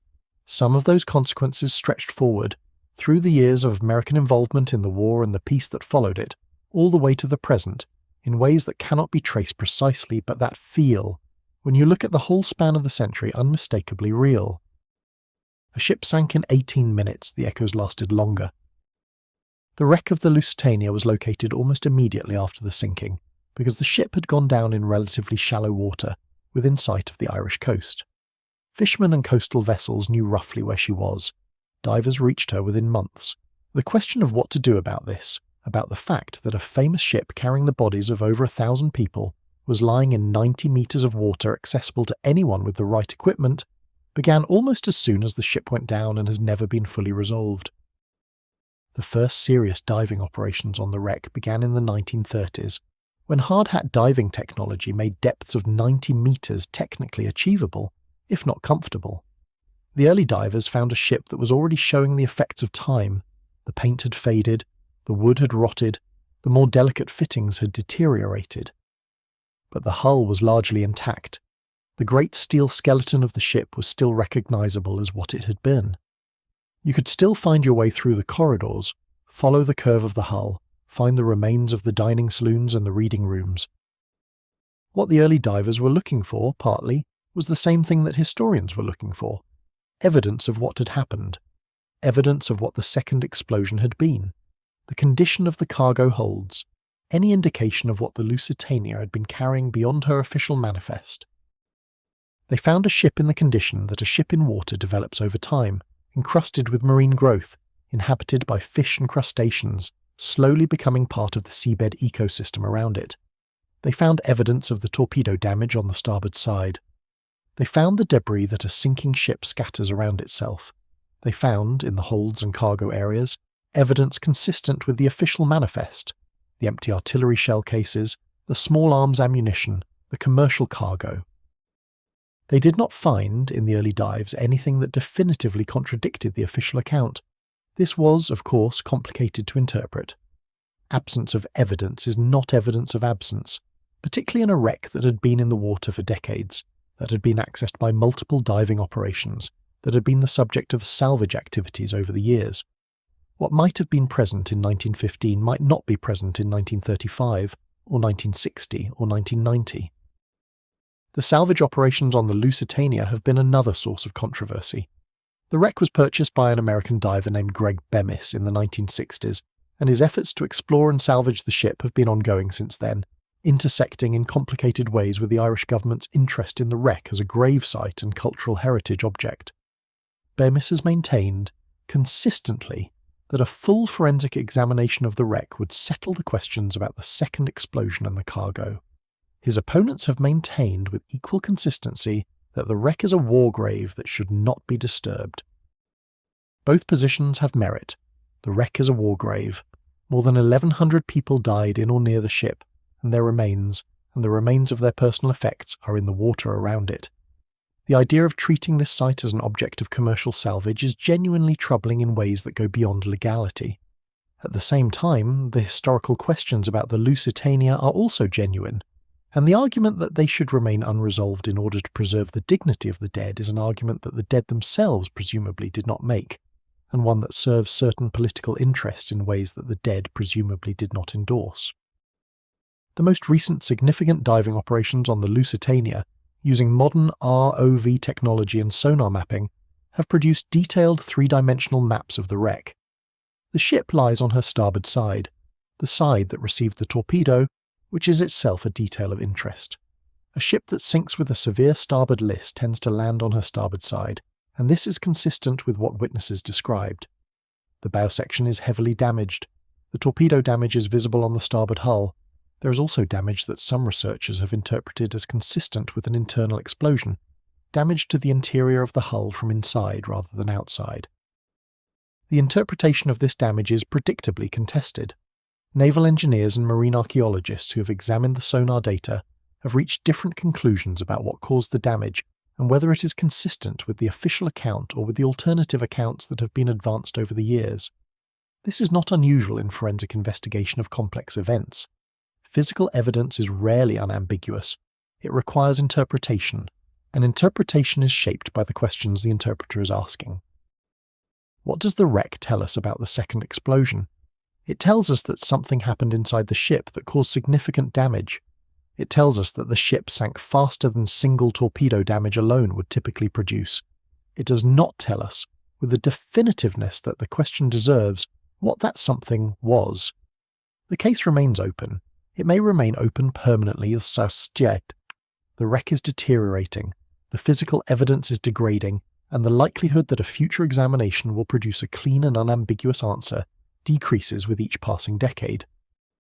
There is also the question of the human remains. Over 1,000 people died in the water around the Lusitania, and a number of them went down with the ship or remained in it during the sinking.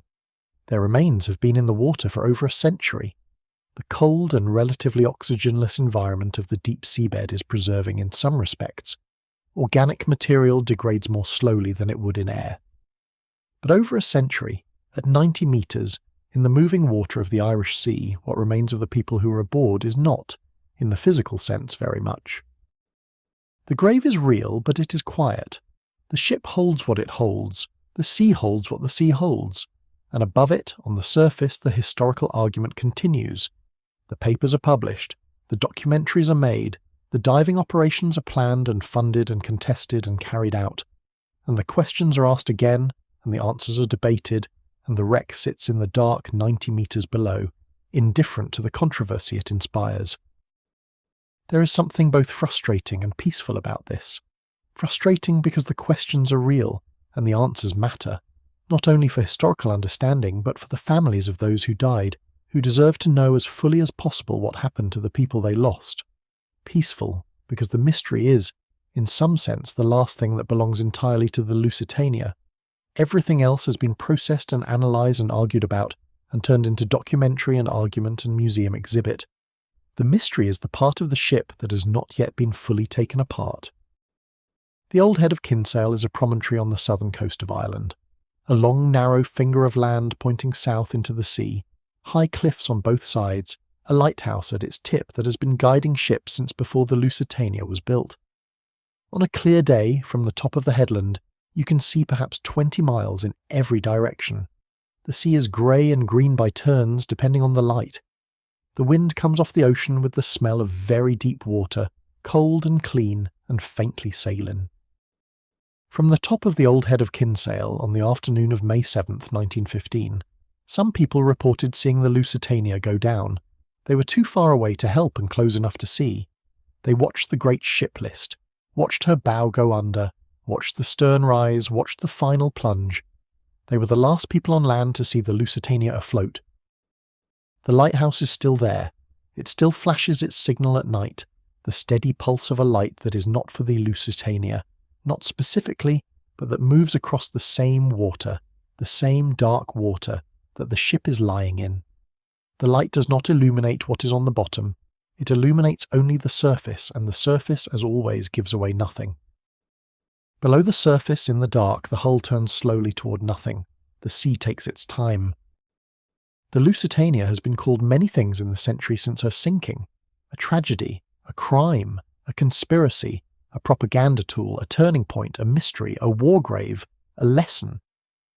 She has been all of these things and none of them completely, because no single label can carry the full weight of what happened on May 7th, 1915, and what the happening of it produced in the world.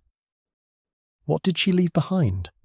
She left the dead and the grief of those who loved them, which was the immediate and most real legacy of the sinking. She left the changed world in which the American entry into the First World War became possible, and then probable, and then actual, and which shaped the peace that followed and the century that the peace produced. She left the legal and diplomatic arguments about the conduct of submarine warfare, arguments that fed into the laws of naval warfare as they developed through the 20th century.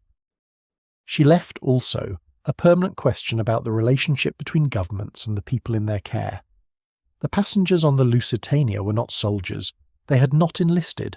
They had not made a conscious choice to enter a war zone in the way that a soldier makes a conscious choice, or at least is supposed to have made one.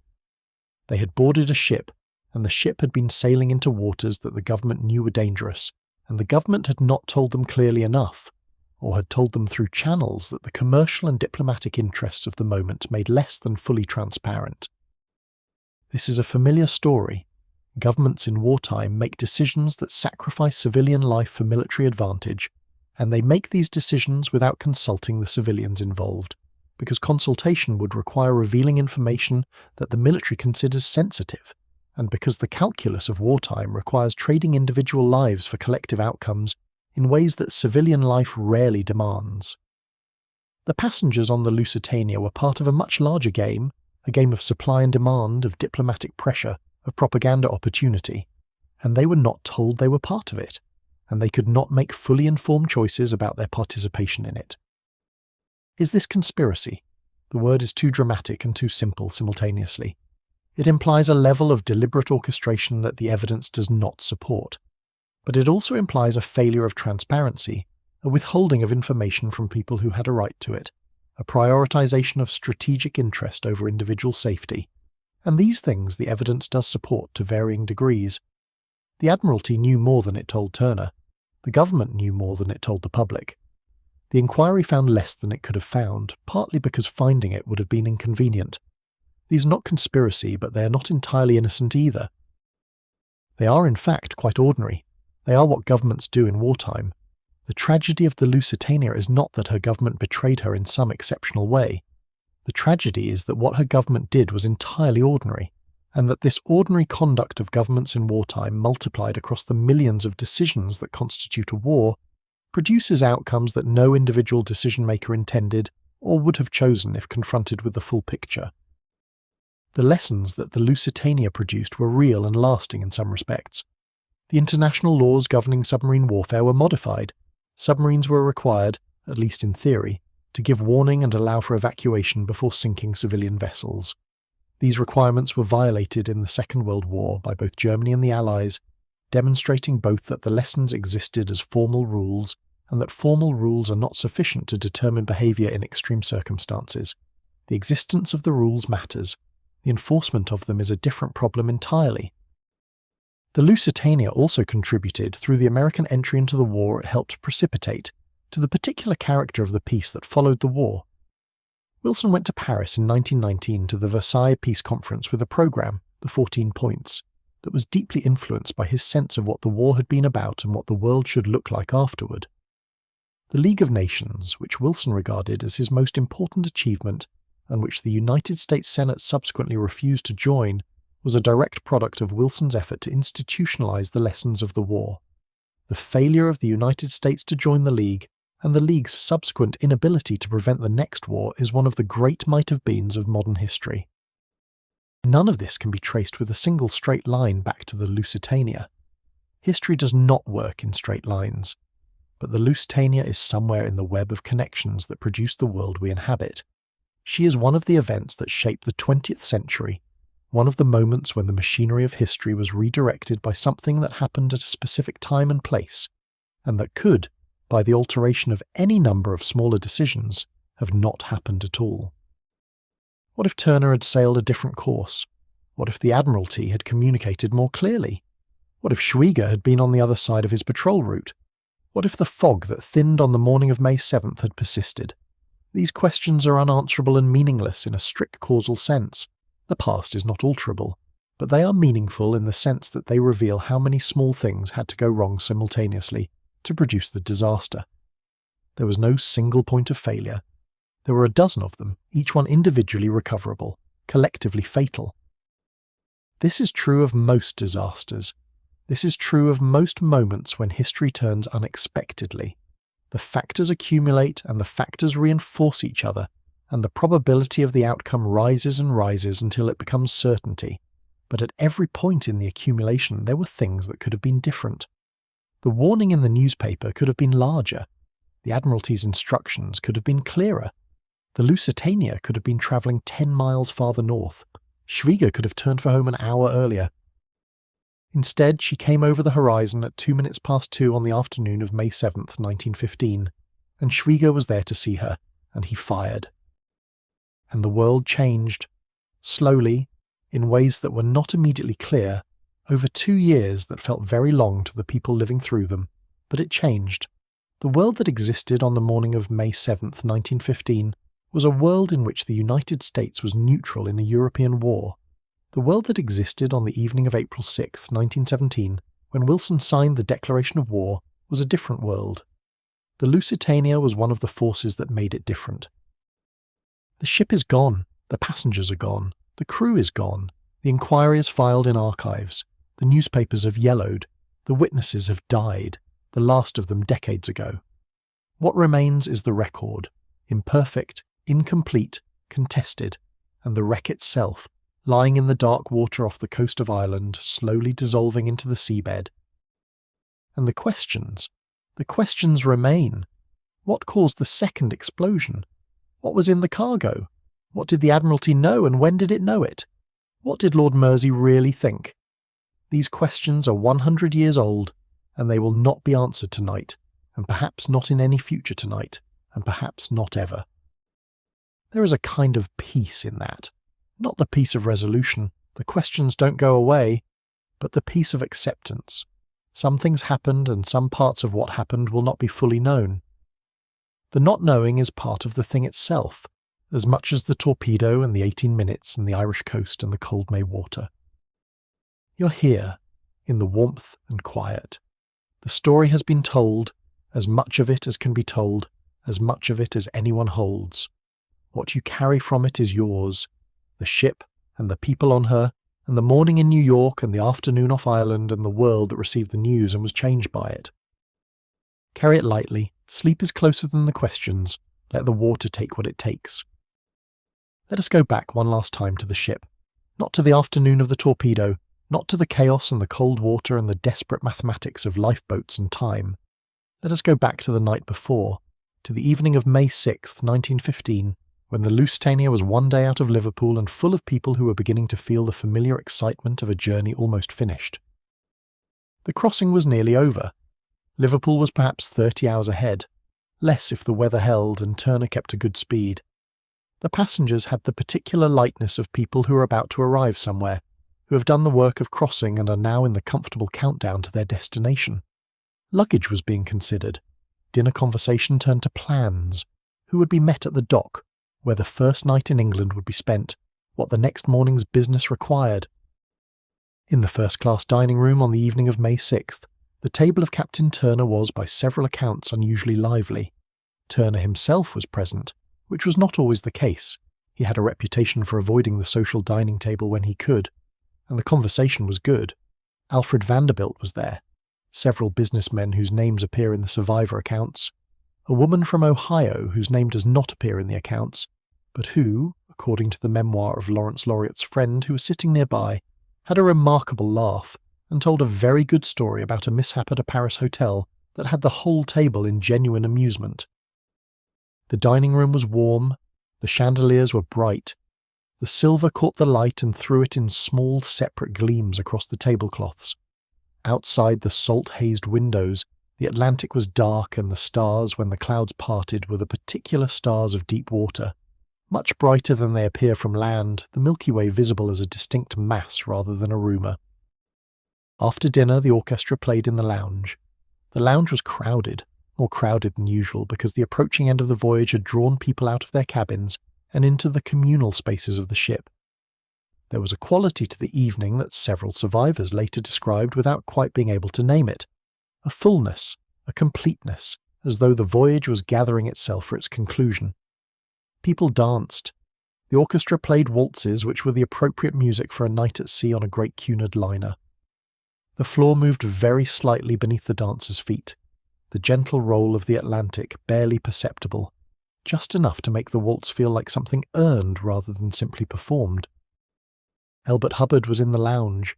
He had been writing, he was always writing, filling notebooks with the philosophical observations that his readers in America found so bracing, and he had set aside his writing for the evening and was simply in the room, being present in the way that people who are accustomed to performing presence for an audience can sometimes be present.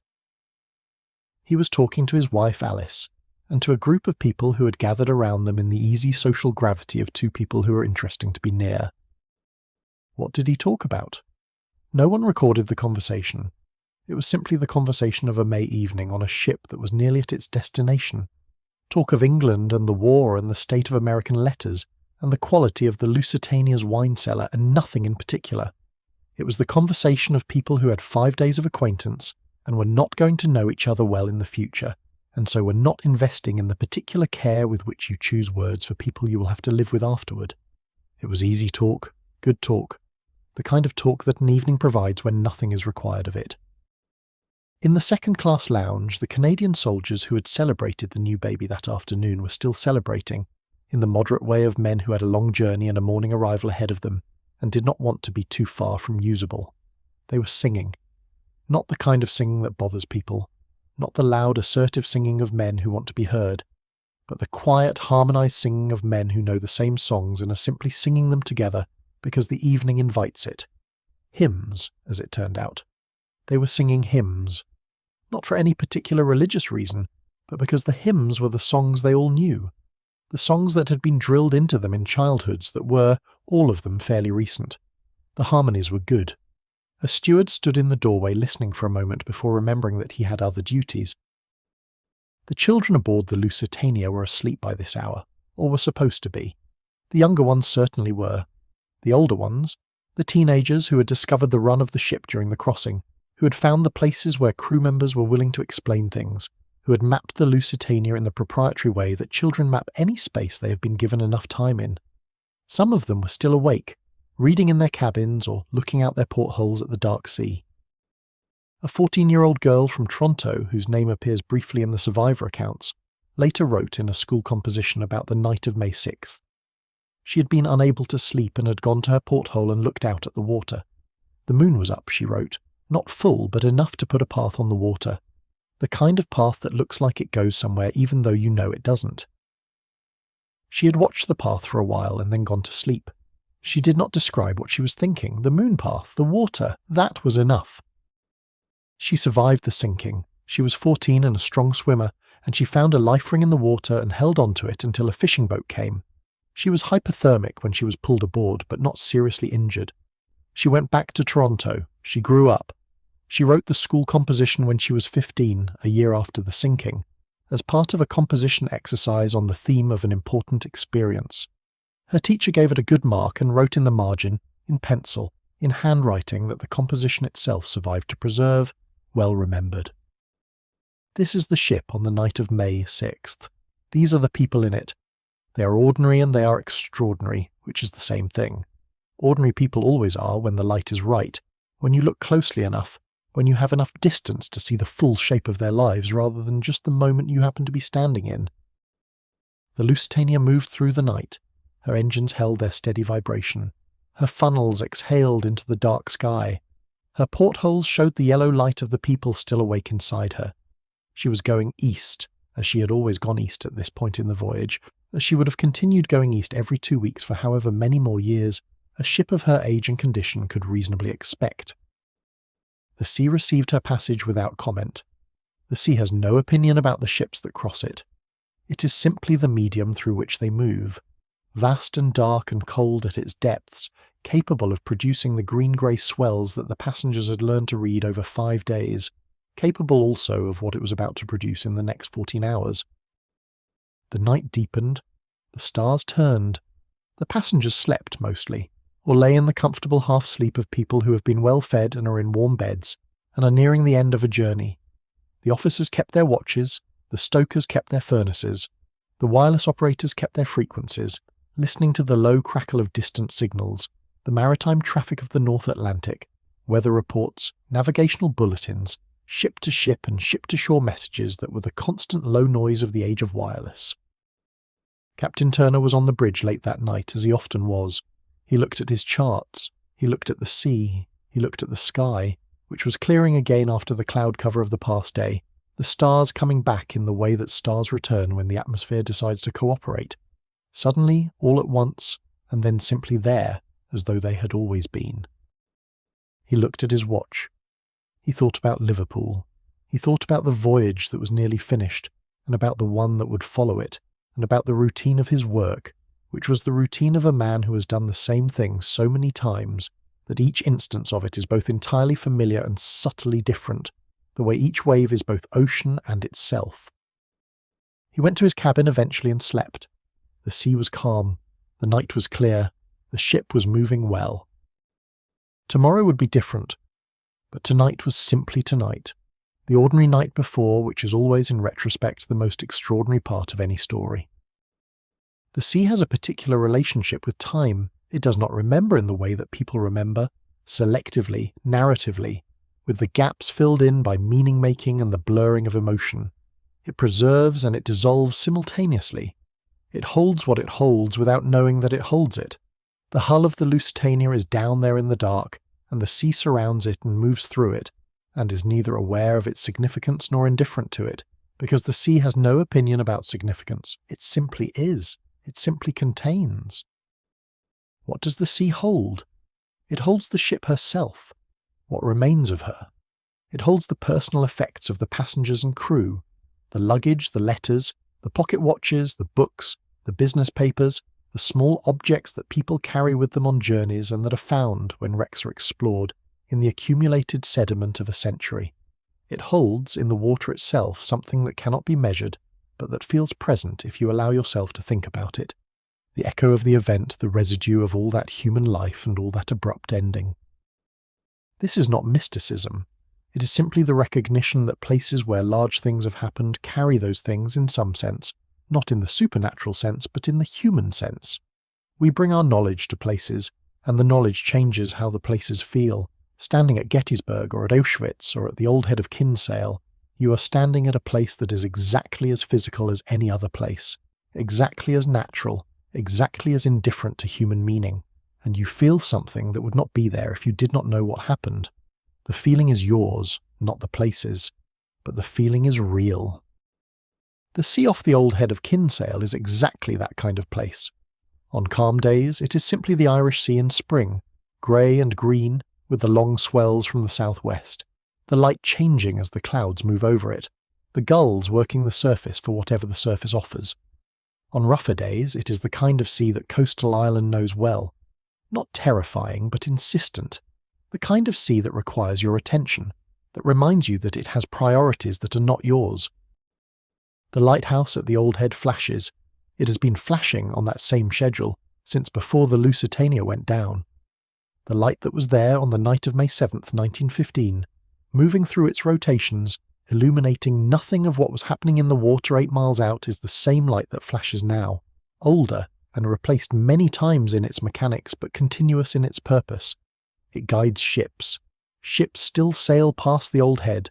Container ships and tankers and fishing vessels and the occasional cruise ship pass through those waters on their way between the Atlantic and the ports of Southern Ireland. They go over the wreck, or near it, without necessarily knowing it, without any particular change in their navigation. The Lusitania is a waypoint in someone's GPS now if they choose to look. Her coordinates are known and published. She is, in the language of maritime culture, a charted wreck, marked on the charts so that other ships know she is there, so that anchors are not dropped over her, so that the sediment of a century's navigation is not further disturbed. She's on the charts in the same way that she is in the history books, as a fixed point that everyone knows about and almost no one thinks about on any given day. But tonight, in this quiet, in this particular attention that you have given to the story, she is somewhere in your mind, the shape of her, the long hull and the 4 funnels, and the dining room where people ate lunch on the afternoon of May 7th, and did not know it was the last thing they would do, the great staircase now corroded and collapsed, that was once the most beautiful interior space on any ship on Earth, the wireless room where Robert Leith sat at his Morse key and sent the letters that spelled out a ship's last words to the shore. What do you carry from a story like this? Not facts, particularly. The facts are available in any library, in any number of books that have been written about the Lusitania since 1915. Not conclusions. The conclusions are contested and incomplete, and the contest is likely to continue indefinitely. What you carry, if you carry anything, is something less precise and more durable. The sense of the ship as a real thing, full of real people, moving through a real sea on a real May afternoon. The sense of how quickly the real can become the past. 18 minutes, the time it takes to walk a mile, and a 45,000-ton ship is at the bottom of the ocean. The fragility of the ordinary, that is what the Lusitania offers in the end. Not the drama of the torpedo, or the mystery of the second explosion, or the politics of the diplomatic fallout, but the simple, undramatic, unbearably real fragility of ordinary life. The people on the Lusitania were doing ordinary things. They were eating lunch. They were finishing a letter. They were standing at the rail looking at the coast of Ireland and thinking, almost there. They were in the gymnasium, they were in the reading room, they were playing with their children in the second-class lounge. They were, in other words, exactly as alive as you are at any ordinary moment of any ordinary day. And then they were not. And the reason they were not is a compound of bad luck and political calculation and naval strategy, and human error and the accumulated momentum of a war that no one had chosen in quite the way they chose it, and a torpedo that ran true across 700 metres of the Irish Sea on a calm May afternoon, and an explosion, perhaps one, perhaps two, that sent a great ship to the bottom in the time it takes to walk around the block. This is the story of the Lusitania. It is a story that deserves to be told slowly, and to be held lightly after it is told, and to be set down eventually and allowed to return to the water and the dark from which it came, like everything that has been on the sea long enough. You are somewhere comfortable. The story has come to its end, or as close to an end as a story like this can come, which is not resolution but completion, not answers but the sense of having given the questions their proper weight and then set them aside. The ship is where she has always been since May 7th, 1915. The sea is where it has always been. The questions are where questions always are, floating, patient, not demanding immediate attention. Your breathing is slow. The warmth of where you are is complete. Whatever you were carrying when you began this story, you may set it down now.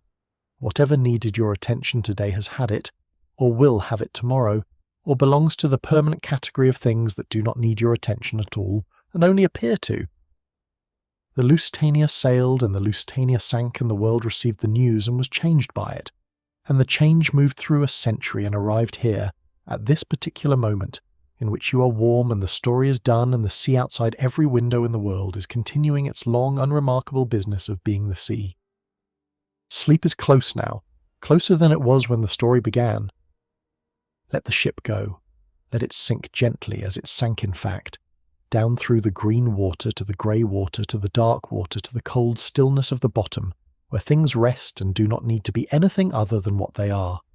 Let the questions follow it down into the dark, where they will wait patiently and without urgency for as long as you need them to wait. You have given the story your attention, and the story is grateful for that in the way that old stories are grateful.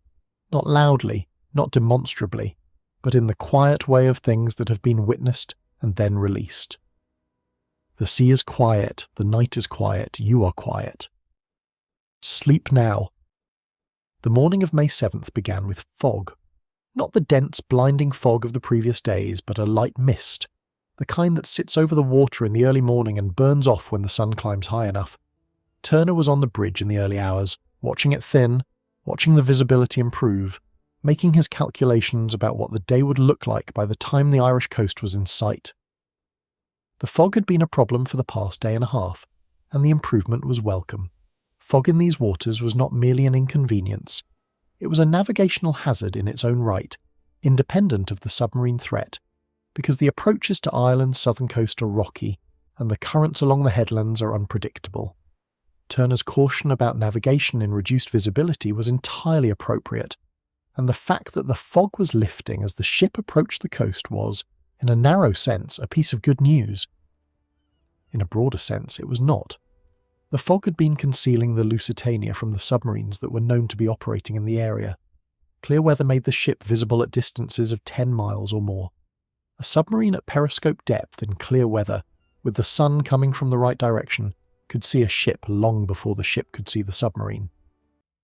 The conditions that Turner had been hoping for, clear visibility, calm sea, were precisely the conditions that made the Lusitania most vulnerable to the threat that existed beneath the surface rather than above it. This is one of the counterintuitive aspects of submarine warfare, at least in its early development. The defensive measures against running aground, clear weather, good visibility, calm seas, were offensive assists for the submarine. The conditions that made surface navigation easier made subsurface attack easier as well. A ship captain navigating by the rules of ordinary seamanship, making the decisions that kept his ship off the rocks and gave him the best possible view of what was ahead, was simultaneously making the decisions that kept him visible and predictable to any submarine that happened to be nearby. Turner was navigating by the rules of ordinary seamanship. This is worth saying plainly, without the retrospective benefit of knowing what Schwieger was doing 12 miles to the south. Turner had spent his career making the decisions that kept ships safe in the ways that ships had historically been unsafe, off rocks, in fog, in storms. The specific new threat of the submarine, and the ways in which that threat changed the calculus of safe navigation, was not yet fully integrated into the practice of commanding a merchant vessel. The guidelines existed. The habits of a lifetime at sea were more powerful than the guidelines. In the wireless room, messages were arriving.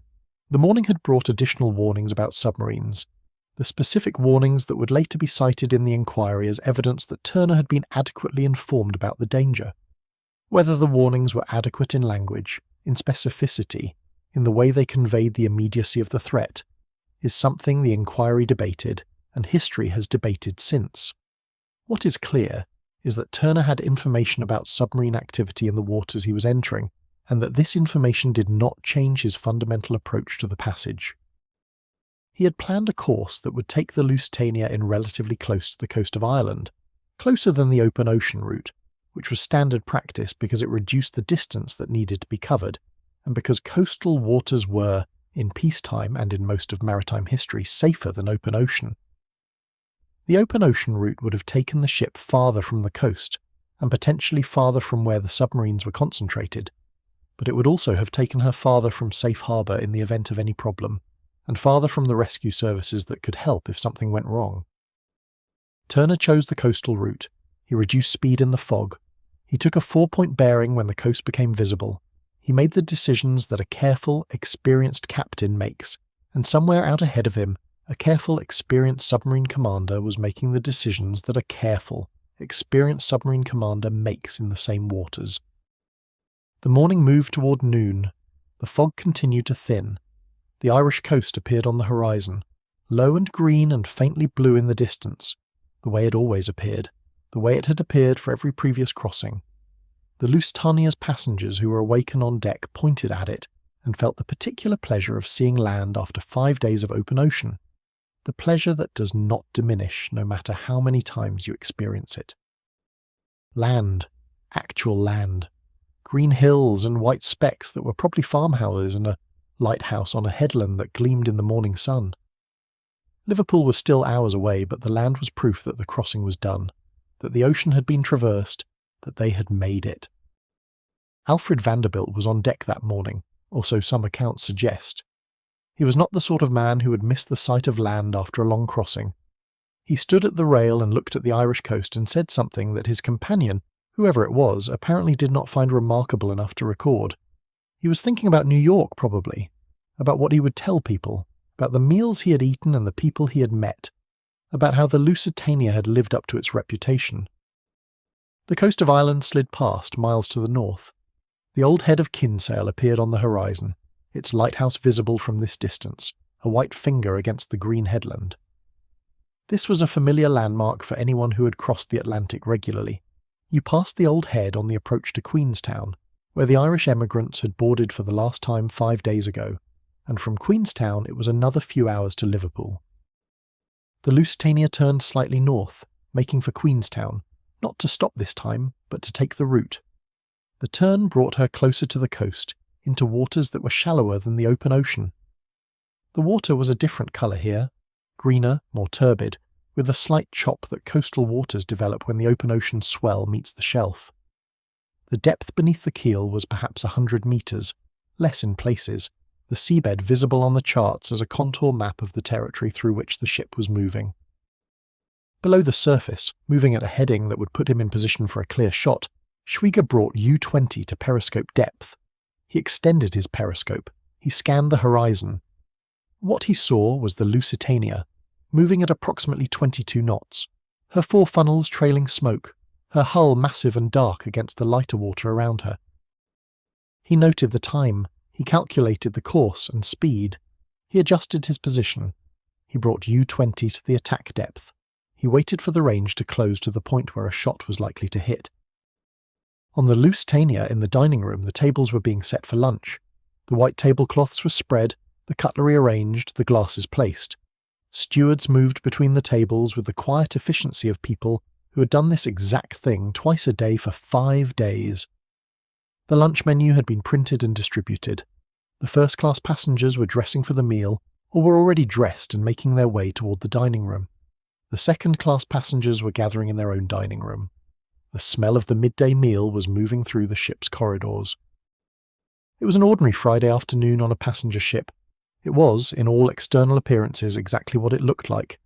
A group of well-travelled people moving through the last hours of a crossing, preparing for a meal, looking forward to arrival.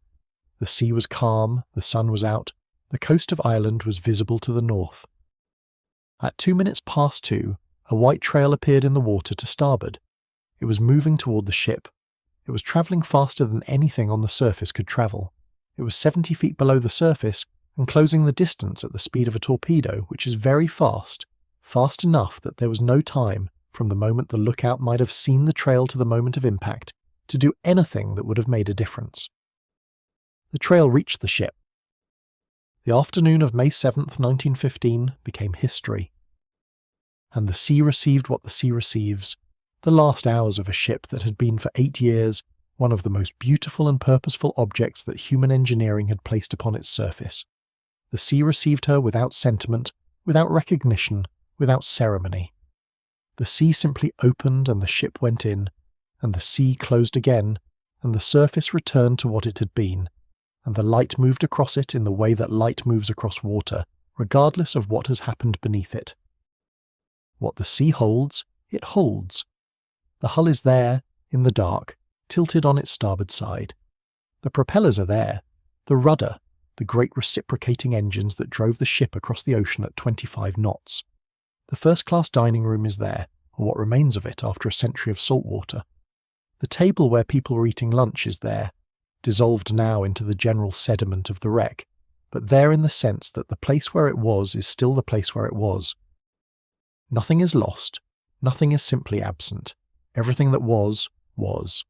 It occupied its moment with full weight and full reality, and the moment is part of the world even when the moment has passed, even when it has passed so far back into the past that no one alive was there to witness it, even when what remains of the physical evidence is slowly consumed by the cold and the dark and the iron-eating bacteria that are the last inhabitants of the wreck. You are not there, you are here, and having been told about it, in whatever incomplete and imperfect way a story can convey a reality, you carry something of it with you now. Not the fact of it exactly, not the statistics, something more like the texture of it, the smell of the dining room, the sound of the orchestra, the weight of fog in the early morning, the green hills of Ireland visible through the salt-hazed porthole glass. That is what stories are for, not to replace the thing, to carry a shadow of it forward into rooms where the thing itself cannot reach. Sleep carries you forward too in its own way, down through the layers of the day, through the half-remembered details and the residue of effort, and the small satisfactions and the unresolved questions, down into something quiet and complete that is waiting for you as the sea is always waiting, patient, vast and full of what it holds. Let it receive you. History is made partly by the people who were present, and partly by the people who almost were. Among the most haunting aspects of the Lusitania story are the accounts of the people who had booked passage and did not sail, who cancelled their reservations in the days before departure for reasons that range from the practical to the premonitory, who missed the sailing by accident or by deliberate choice, and who lived with the knowledge, for the rest of their lives, that the margin between their survival and their death had been a cancelled ticket or a rescheduled meeting. Alfred Gwynne Vanderbilt himself had initially planned an earlier crossing and had then rebooked. This is not quite the same as a near miss. Vanderbilt was always going to sail on a May crossing, but the specific date of departure was the product of scheduling decisions that could have been different. He chose the Lusitania. Another man with similar circumstances chose a different ship, the choice that seems entirely ordinary at the moment of making it.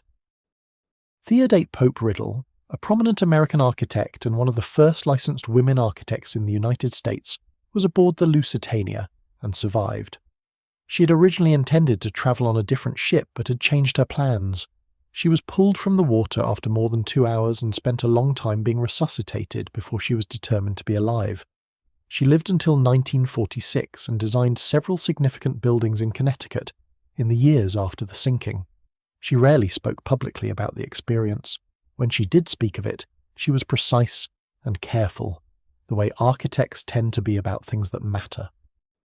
There was also the story, told in several accounts and disputed by at least one, of a fortune teller in New York who had reportedly warned several passengers not to sail on the Lusitania because she saw death in the voyage. Whether this story is true in any of its specifics, or is one of the retrospective narratives that disaster events always generate, the supposedly prophetic dreams, the warning omens, the animals that behave strangely, cannot now be determined. What is clear is that some people cancelled their bookings in the days before the sailing, citing unease about the German warnings, and that the unease proved justified. Elbert Hubbard, who did sail and who died, had received a letter from a friend urging him not to go. The friend cited the German warning notice and expressed the concern that sailing in a declared war zone on a British ship was unnecessary risk. Hubbard acknowledged the concern in his reply and sailed anyway. He was a man who believed in facing the world directly and in not allowing fear to dictate his movements. The letter was preserved. The reply was not. Among those who cancelled was Dwight Harris, a New York banker who had booked a cabin but was persuaded by his wife, who had a strong feeling about the crossing, to take a later ship. Harris was uncomfortable about being swayed by what he considered a feeling rather than a reason, but his wife was insistent and he rebooked, and the Lusitania sailed without him, and a week later he read in the newspapers about what had happened to the ship he'd been scheduled to cross on. He sent his wife a note that said simply, "You were right." The note, like many of the small private documents of this period, found its way into the historical record through the autobiography of their daughter, written decades later. The stories of the people who almost sailed are stories about the mechanics of chance, about how the outcomes that eventually occur are not the only outcomes that were possible, and about how the people who survive disasters carry not only the fact of their survival, but the knowledge of its contingency. Every survivor of the Lusitania knew, in the weeks and months after the sinking, that their survival had been a matter of timing and position and luck, and sometimes of a decision made in the moment that could as easily have been made differently. This knowledge changes people, not always in the dramatic ways that popular accounts of near-death experiences describe, sometimes in quieter ways, a reduced tolerance for the petty, an increased attention to the ordinary, the particular quality of attention that people pay to things when they know that the things might not always be there. Margaret Mackworth wrote about this in her memoir, not in those terms exactly, but in the description of her return to ordinary life, the months after the sinking when she was recovering and resuming her work and living in the world that had not changed and that felt simultaneously entirely different. The world does not change when a disaster occurs. The same streets, the same buildings, the same weather. What changes is the person in the world, the relationship between the person and the ordinariness that surrounds them, the sense of what ordinary means and what it costs and what it is worth. This is perhaps the deepest legacy of the Lusitania, not the diplomatic consequences, not the contribution to American entry into the war, not even the specific changes to maritime safety that followed the inquiry. The deepest legacy is in the people who were changed by the event directly or indirectly, and in the way that changed people move through the world differently, attend to different things, make different decisions. Change propagates through people before it propagates through institutions. The people who cancelled their bookings and lived with the knowledge of what they had avoided. The people who boarded and lived with the knowledge of what they had survived. The people who lost someone and lived with the knowledge of what could not be recovered. All of them moved through the subsequent years of their lives carrying the Lusitania with them in some form, as a fact, as a feeling, as a point of reference against which other things were measured. And the world moved around them, as it does. Wars ended, new ones began, ships were built, and ships were lost. The century rolled forward with its usual combination of progress and catastrophe, its usual indifference to the individual griefs of the people caught in its machinery. The Lusitania became history, first recent history, then distant history, then the kind of history that requires explanation and context for people who did not grow up knowing what it was. The children who survived the sinking, and there were children who survived, pulled from the water or found in lifeboats by rescue vessels, grew up to be adults in a world that the Lusitania had partly shaped. They grew up in the post-war world, or in the interwar world, or in the world of the Second World War that the First World War made possible. Some of them lived into the television age, into the age when the story of the Lusitania became a documentary rather than a living memory. Some of them spoke about their experience, some of them did not. The youngest survivor of the sinking was an infant, 3 months old, who had been placed in a life jacket by her mother and had floated for hours before being found by a rescue boat. Her mother did not survive. The infant was identified eventually by family members in England who recognised a description published in the newspapers. She was taken in by her family and raised in England, and she grew to adulthood in the ordinary way of people who are too young at the time of a defining event to carry a conscious memory of it. She knew what had happened. How could she not know, growing up in a family that knew? But she did not remember it. She carried it as knowledge rather than experience, which is a different kind of weight. This too is how events propagate through people, not only in the memories of witnesses but in the knowledge of those who came after. The children told the story, the grandchildren told it again, the meaning of the story shifting with each generation's retelling, the details changing, the emphasis moving, the lesson being whatever lesson the teller needed the story to carry at the moment of telling. A ship sailed, a torpedo struck, an empire's entrance into a world war was accelerated, history moved, and the individual lives that were caught in the moving, the ones that were cut short and the ones that were changed, and the ones that simply continued in the vicinity of the event shaped by it without being defined by it, those lives are the story that statistics cannot hold. You have been told as much of it as one telling can carry. The rest is in the archives, in the water, in the quiet places where the people who were there kept what they could not bring themselves to say. To understand what the sinking of the Lusitania meant to the world of 1915, you have to understand what ships meant to that world in a way that has no equivalent now. Ships were not simply transportation in 1915. They were the only way to cross an ocean. They were the only connection between the old world and the new. They were the means by which emigrants reached America and goods reached Britain, and diplomatic pouches moved between governments, and soldiers were transported from one theatre of war to another. If you wanted to cross the Atlantic in 1915, you got on a ship. This meant that ships occupied a different place in the imagination of the time than they do now. Airports have replaced ships as the primary node of international travel, and airports, however impressive as feats of engineering, do not carry the same emotional weight. Ships were cities. Ships were the entire world, briefly, containing within their hulls all the social structures and daily routines and human relationships that constitute a functioning community. You did not merely travel on a great liner, you inhabited one temporarily and it inhabited you. The great ships of the early 20th century were objects of popular fascination in ways that today's aircraft are not. Their departures were public events, their arrivals were occasions, newspapers covered them, people who had never sailed on them read about them and formed opinions about them, and followed their careers as one might follow the career of a famous person. The Titanic's sinking had been, 3 years before the Lusitania's, the most reported event in the brief history of wireless telegraphy, the story that spread around the world in hours and was followed in real time by people in cities who had never seen the ocean. The Lusitania was, after the Titanic's sinking, perhaps the most famous ship in the world. She had the record, or rather her sister had it, but the sisters were always discussed together. She was the fastest large ship on the Atlantic run. She was beautiful. She was British. She was the ship that everyone who was anyone wanted to sail on when they had the choice. And she was sailing in a war. This was a new condition for the great passenger liners, and it had not been fully absorbed into the culture of ocean travel. The great ships had been sailing the Atlantic for decades in conditions that were occasionally stormy and occasionally foggy and occasionally affected by ice, but that were never actively hostile. No one had been trying to sink them before. No one had been patrolling the waters they crossed with weapons designed to kill them. The idea that a passenger liner, that an object of such scale and beauty and purpose, could be targeted and destroyed was an idea that still felt, in May of 1915, more theoretical than real. The Titanic had changed some of this.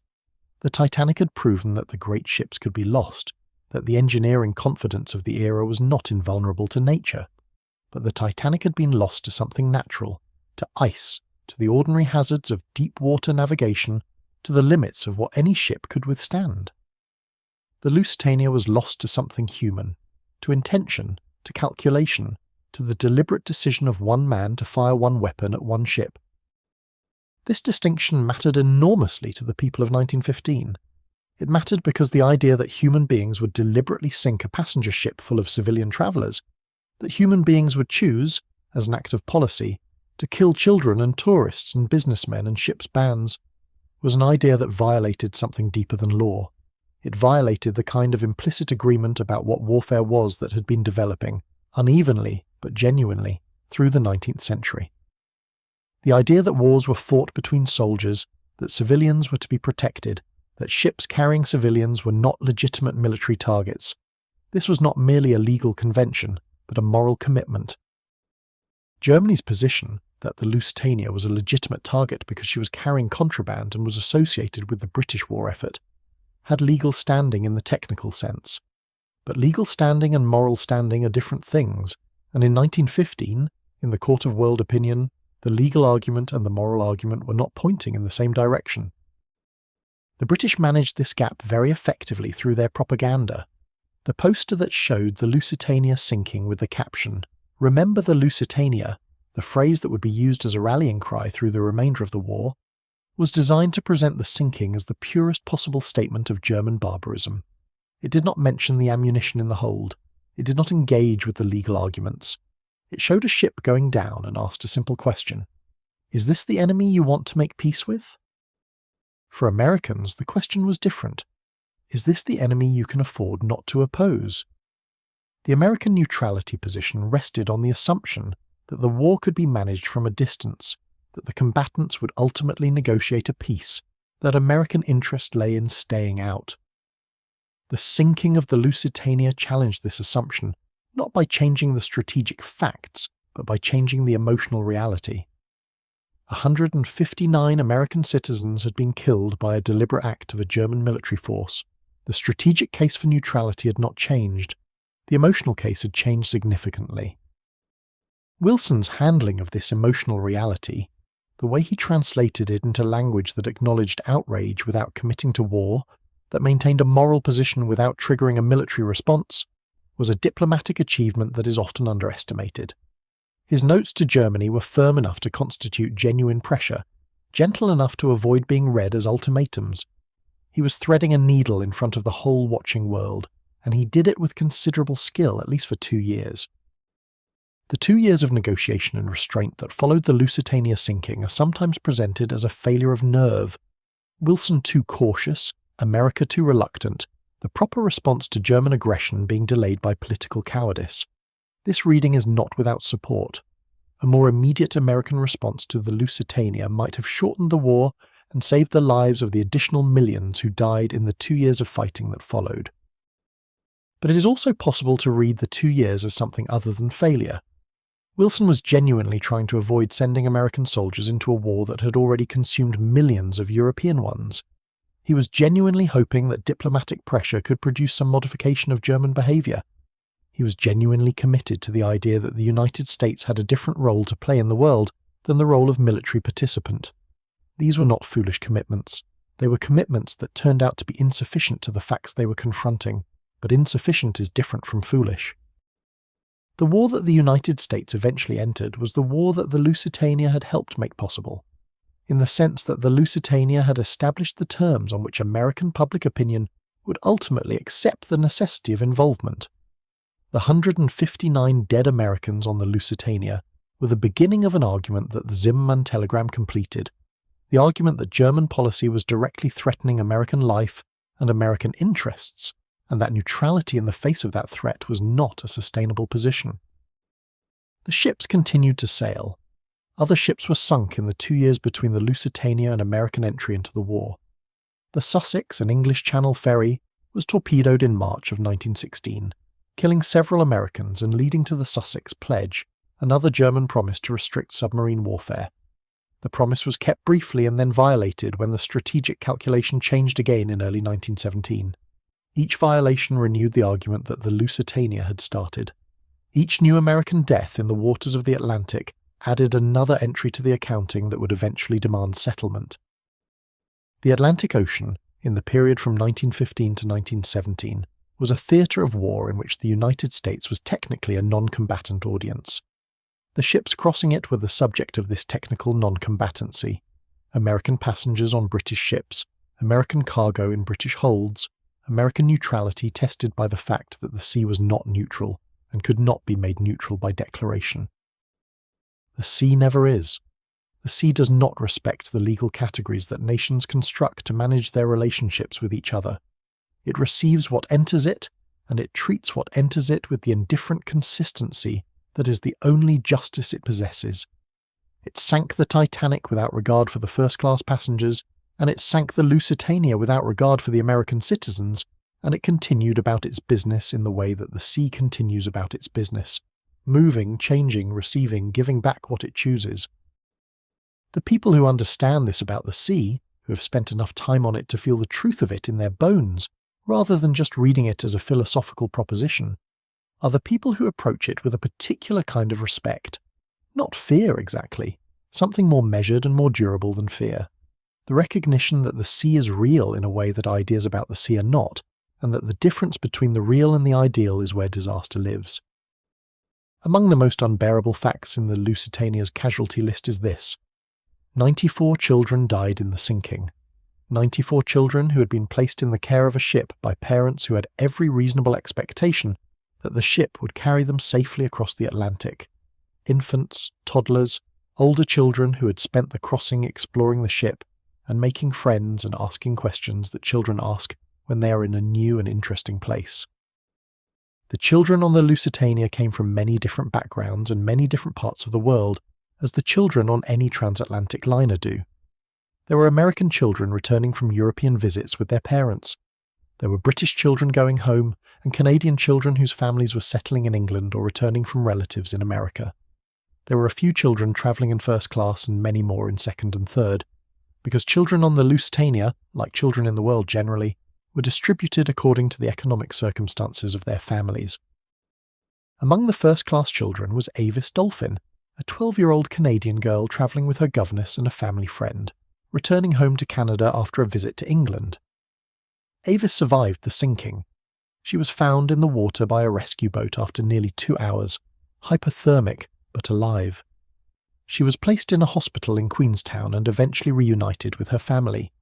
She lived until 1973 and spent much of her later life writing letters to researchers and historians who were working on books about the Lusitania, answering questions patiently and precisely, and declining to romanticize what had been, she said, simply a very frightening and very cold experience that she had been lucky to survive. The family friend who had been travelling with Avis did not survive. The governess did not survive. This was the shape of survival on the Lusitania, random, unfair, unconnected to merit or need, or the logic of who should have lived. A 12-year-old girl and not the adults who had been responsible for her. This is not unusual in disaster. It is simply an extreme version of the arbitrariness that survival always is. There were children in third class whose stories are harder to recover because the documentary record for third-class passengers is thinner. Less correspondence, fewer published accounts, fewer names that appeared in newspapers with the frequency that creates a historical trail.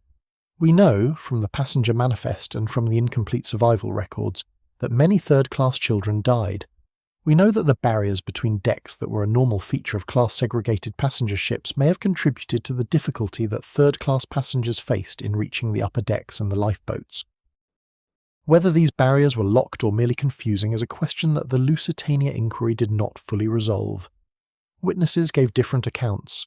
The general picture is of a ship in which the class divisions of normal operation became, in the 18 minutes of the sinking, an additional layer of difficulty for the people already farthest from the lifeboats and least familiar with the ship's layout.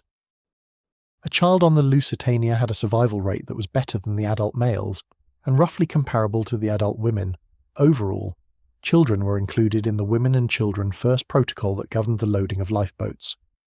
But the protocol was imperfectly applied, and the speed of the sinking made even the imperfect application difficult.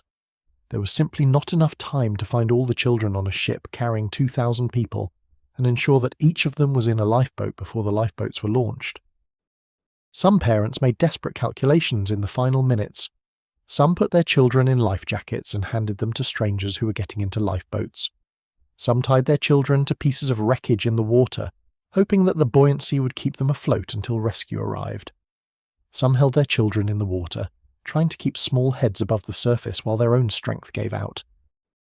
The Irish fishermen who came out from the coastal towns in their small boats found some of these children, alive in some cases, too late in others. The accounts of the rescue operations off the Old Head of Kinsale include several descriptions of children found floating in life jackets, alone in the debris field, uninjured but in shock, without any immediate connection to an adult who could identify them. They were taken to Queenstown and placed in the improvised hospitals, and the process of identifying and reuniting them with surviving family members, when surviving family members existed, was one of the more heart-rending administrative tasks of the aftermath. Among the orphaned children found in the water was a boy of approximately 18 months, too young to give his name or any information about his family.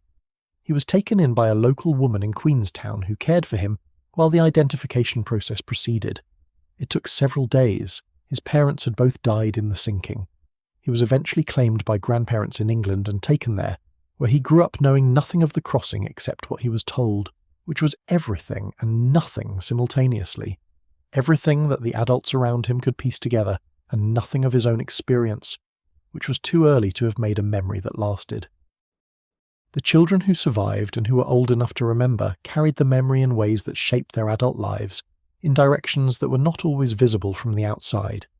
Avis Dolphin, who lived until 1973, became a nurse, a career that placed her repeatedly and deliberately in proximity to suffering that required calm and competence rather than panic.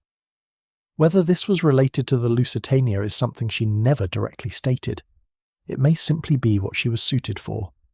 Or it may be that surviving something at 12 years old, in the cold water off the Irish coast, gave her a relationship with physical crisis that made nursing feel like familiar ground rather than frightening territory.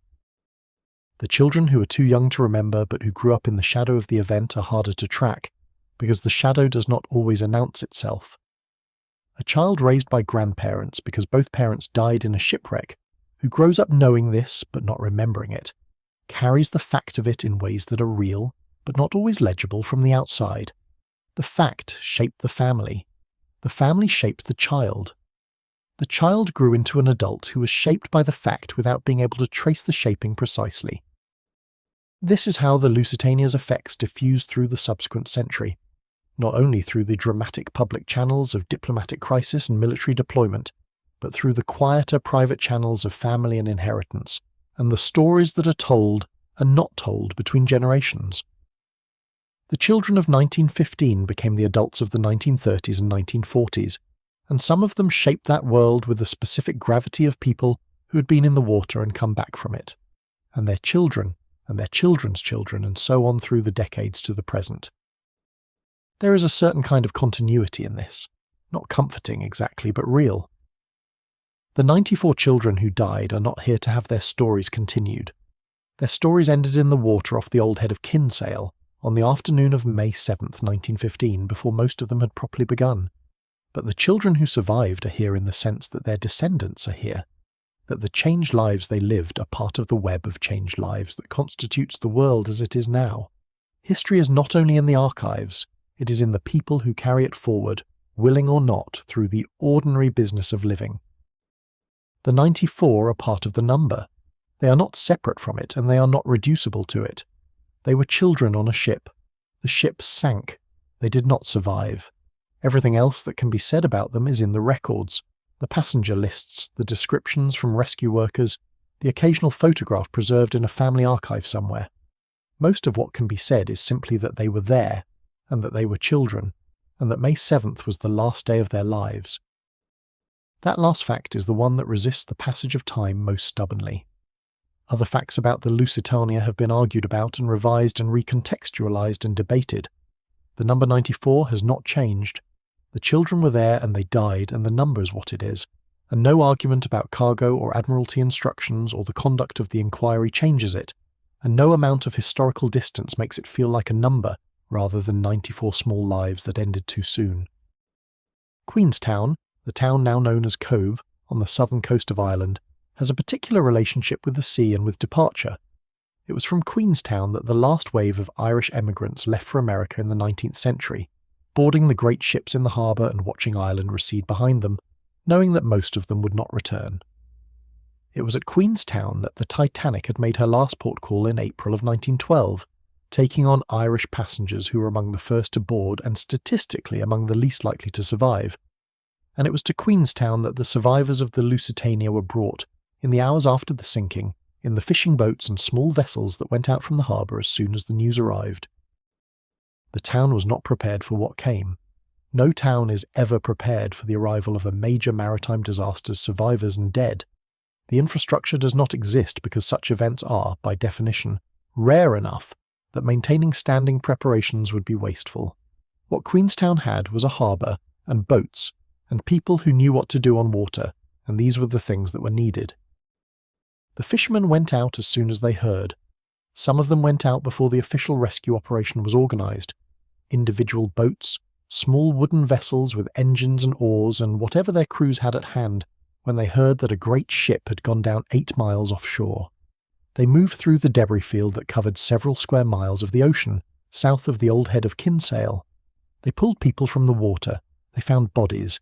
They brought both back to Queenstown. The harbour at Queenstown that evening was a scene that the people who witnessed it carried with them for the rest of their lives. The small boats arriving with their cargo of the living and the dead. The survivors wrapped in whatever blankets and coats the rescue crews had been able to spare, some still in the clothes they had been wearing at lunch, some in the life jackets that had kept them afloat for hours. The harbour lights reflected off the water. The town bell rang. People came down to the waterfront and stood there because there was nothing useful they could do from a distance, and they felt compelled to be present. The injured and the hypothermic were taken to the hotels and boarding houses and public halls that served as improvised hospitals. Local doctors were called. The nuns of several local convents came with food and blankets, and the calm, purposeful attention of people who have spent their lives in service to those who are suffering. The survivors were examined and treated and given dry clothes donated by the people of Queenstown, who opened their wardrobes and their pantries with the simple generosity that communities sometimes discover in themselves when something large and terrible has occurred. The dead were laid out in the public buildings, the market house, the town hall, rows of bodies, some identified, some not, removed from the water in whatever state the water had returned them, tagged with whatever information could be extracted from the items found on them. A watch with an engraved name, a letter in a pocket, a ring. The terrible labour of trying to return each body to the family it had come from, across an ocean and through a war, in a world that was only beginning to develop the bureaucratic machinery for such tasks. Some of the dead were never identified. Some of the dead were buried in the cemetery at Queenstown, in graves that are still maintained, that carry names and that carry the notation unknown when no name could be determined.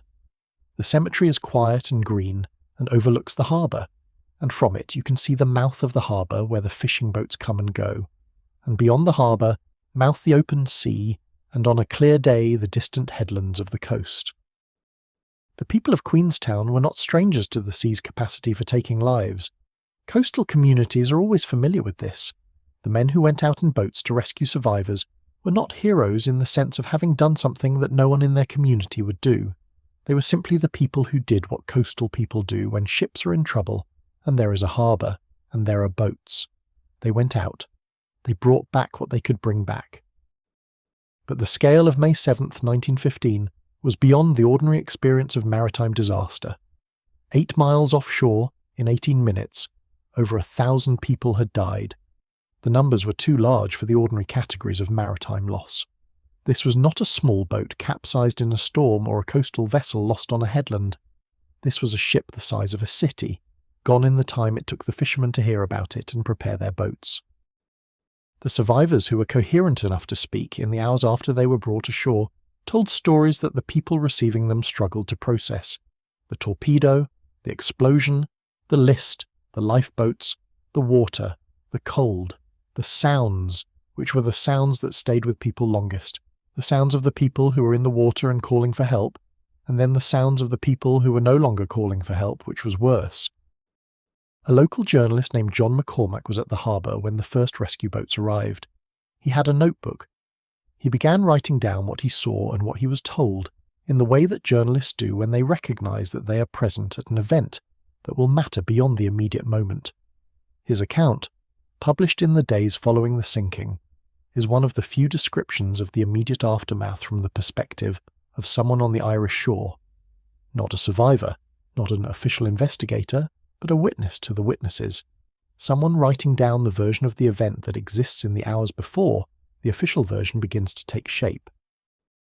What McCormack recorded was a harbour full of boats and bodies, and people who were alive and people who were not, and the women of the town carrying food and blankets down to the waterfront, and the doctors moving between the improvised hospital beds with the efficiency of people who know what they're doing and are doing it as fast as they can, and the sounds of the harbour at night, the lap of water against the stones of the quay, the creak of boats, the voices of people calling to each other in the dark.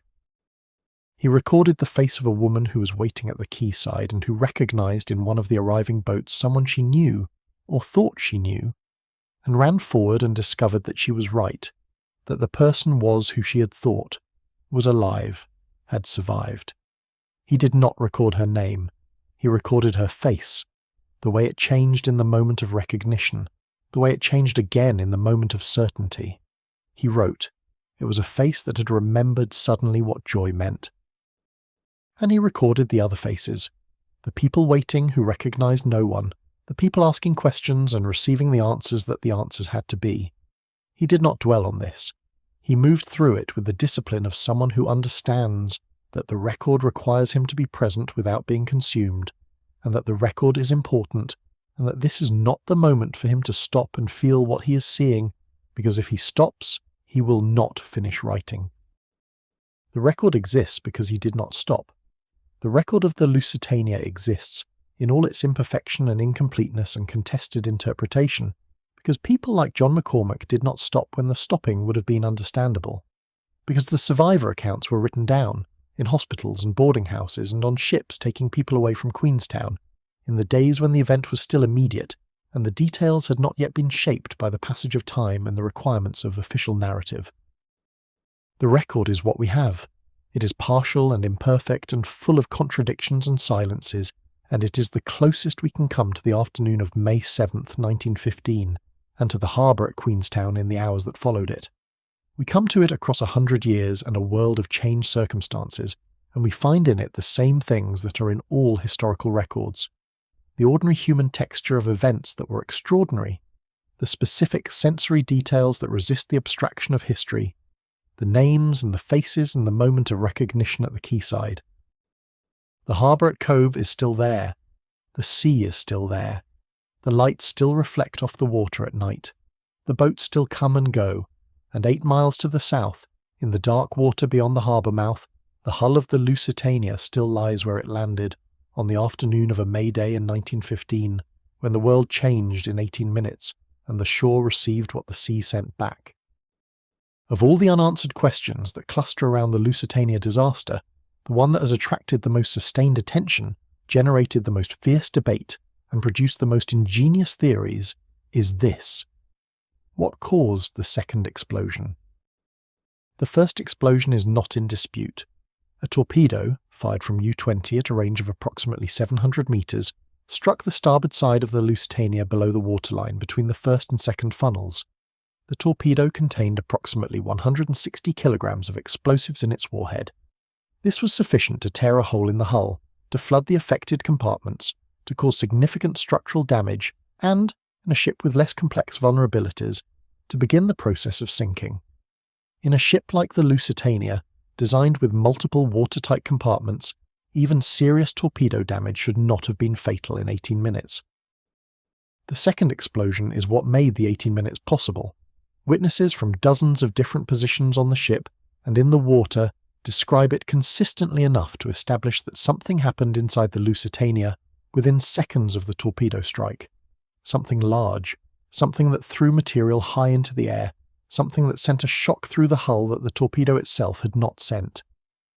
The list that developed immediately afterward, the speed of the sinking, the structural failure that split the ship, these are all consistent with a secondary event of significant size occurring inside the vessel.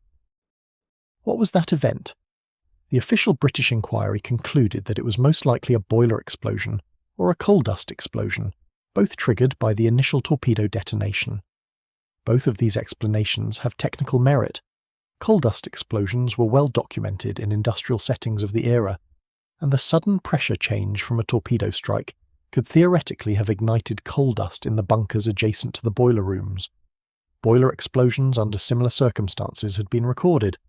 The explanations were plausible and were consistent with what was known about the ship's construction. They were also, as critics pointed out almost immediately, conveniently consistent with what the British government needed the explanation to be. A coal dust explosion or a boiler failure was an explanation that did not raise uncomfortable questions about what the Lusitania was carrying. It was an explanation that kept the story clean. German torpedo, British ship, unfortunate but explainable sinking.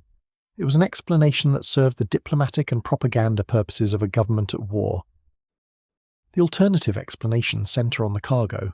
The Lusitania's manifest, as already noted, listed approximately 4,700 cases of Remington, .303 rifle cartridges, 18 cases of non-explosive fuses, and large quantities of other goods. The cartridges were live ammunition, .303 caliber bullets, packaged in cardboard boxes inside wooden crates, standard military issue for the British Army. They were legal cargo under American neutrality laws. They were, in the technical sense of the phrase, munitions. The question is whether they could have caused the second explosion. The answer, from most ordnance experts who have been consulted over the decades, is complicated. Small arms ammunition, bullets, is technically explosive in that each cartridge contains a small charge of propellant and a projectile. But small arms ammunition is extremely difficult to detonate in bulk from external shock. The cartridges are designed to fire individually, triggered by the impact of a firing pin. They are not designed to sympathetically detonate, to set each other off in a chain reaction, and under normal circumstances they would not do so even in the presence of a significant shock like a torpedo explosion. Under abnormal circumstances, if, for example, the ammunition had been stored improperly, or if the crates had been damaged before loading, or if there were other flammable or explosive materials in close proximity, the calculation might be different. The conditions in a flooded cargo hold, immediately after a torpedo strike, with seawater and fire and structural debris all in proximity, are not normal circumstances. Whether the abnormal circumstances of May 7, 1915, were sufficient to trigger a bulk detonation of small arms, ammunition is something that no one has been able to establish with certainty. The more dramatic versions of the alternative explanation suggest that the Lusitania was carrying something in addition to what appeared on her manifest: completed artillery shells, or pyroxylin, or some other explosive or flammable material that was being transported secretly because its presence on a passenger liner would have been politically damaging if known. These versions point to the Admiralty's arrangement with Cunard, to the wartime urgency of supplying British forces, to the documented practice of shipping war materials on passenger liners as a way of evading German detection. The evidence for undisclosed explosive cargo is circumstantial and contested. There are documents that have been interpreted as suggesting the presence of such cargo. There are documents that have been classified and only partially released, which fuel speculation about what the unreleased portions might contain. There are statements by various officials, made in various contexts over the years, that can be read as suggesting knowledge of something beyond the official manifest. None of this constitutes proof. All of it constitutes the kind of suggestive evidence that is sufficient to keep a theory alive without being sufficient to establish it. The most careful recent scholarship on the question has tended to conclude that the most likely cause of the secondary explosion was not undisclosed high explosives, but rather a combination of factors: aluminum powder, used in the manufacture of munitions and present in some of the cargo, together with the coal dust and the steam from ruptured boilers and the structural characteristics of the forward part of the ship. This explanation is less satisfying than either the official version or the conspiracy version, because it involves multiple interacting factors rather than a single clear cause, and because it resists the kind of definitive statement that would settle the debate. The debate continues. It will probably continue as long as there is interest in the Lusitania, which is to say, indefinitely. The questions are real questions, not manufactured ones, and the evidence for the various positions is genuinely ambiguous, and the possibility that a more complete examination of the wreck or a more complete release of the government archives might change the picture is a possibility that has not yet been foreclosed. What the debate tells us, beyond the specific question of the second explosion, is something about the relationship between governments and truth in wartime. Not that governments lie, necessarily, or not only that, but that governments manage information, that they make decisions about what to reveal and what to withhold based on calculations about what serves their purposes, and that these decisions are made in the moment of events, before the long-term consequences of the management can be known. The British government in 1915 made certain decisions about how to present the Lusitania disaster. Those decisions served their immediate purposes. They also created a space of uncertainty that has persisted for a century and that has been occupied, in the absence of full disclosure, by a range of interpretations that the government presumably did not want to encourage. This is a common pattern. Partial disclosure creates the conditions for extensive speculation. Extensive speculation creates a landscape in which the truth and the conspiracy theory inhabit the same space and are difficult to distinguish from outside. The solution is complete disclosure, which governments are generally reluctant to provide because complete disclosure always reveals something that would have been better left unrevealed. The alternative, living with the speculation, is its own kind of cost. The British government has been living with the Lusitania speculation for over 100 years. The files have been opened, gradually, over the decades. Some of what has been found confirms the official account in its broad outlines. Some of what has been found is ambiguous. Some files remain restricted. The full picture, if there is a full picture, is not yet available. The wreck holds what it holds, in the dark, indifferent to the debate it has generated. The fish that inhabit it do not know what caused the second explosion. The iron-eating bacteria that are slowly consuming the hull have no opinion about the cargo manifest. The seafloor has accumulated silt over the wreck at the rate that seafloors accumulate silt, covering some things and revealing others, in the completely indifferent way that the physical world goes about its business regardless of whether the historical questions it contains have been answered. In 100 more years, the Lusitania will be more dissolved than it is now. The structural steel will be more compromised. The evidence, such as it is, will be more degraded. The possibility of a definitive physical examination will be more remote. The questions will be older and will have attracted more theories and more scholarship, and perhaps, as more archives are opened, more documentary evidence. Whether the combination of diminishing physical evidence and potentially expanding documentary evidence will be sufficient to settle the debate is unknowable. It is enough tonight to know that the questions exist, that they are real questions about a real event, that the second explosion happened and that its cause is uncertain, and that the uncertainty is itself a kind of truth. The truth that the complete account of a complex event is rarely available to those who come after it, and that the gaps in the account are part of the account, and that sitting with uncertainty is sometimes the most honest relationship one can have with history. Let the question rest. It has rested for a century. It can rest a little longer while you rest too, in the warmth and quiet, in the room where this story has been told and where the telling has found its way to something like completion, if not to resolution. The second explosion happened. Something caused it. The sea knows and is not saying, "That is enough for tonight." Every ship makes sounds.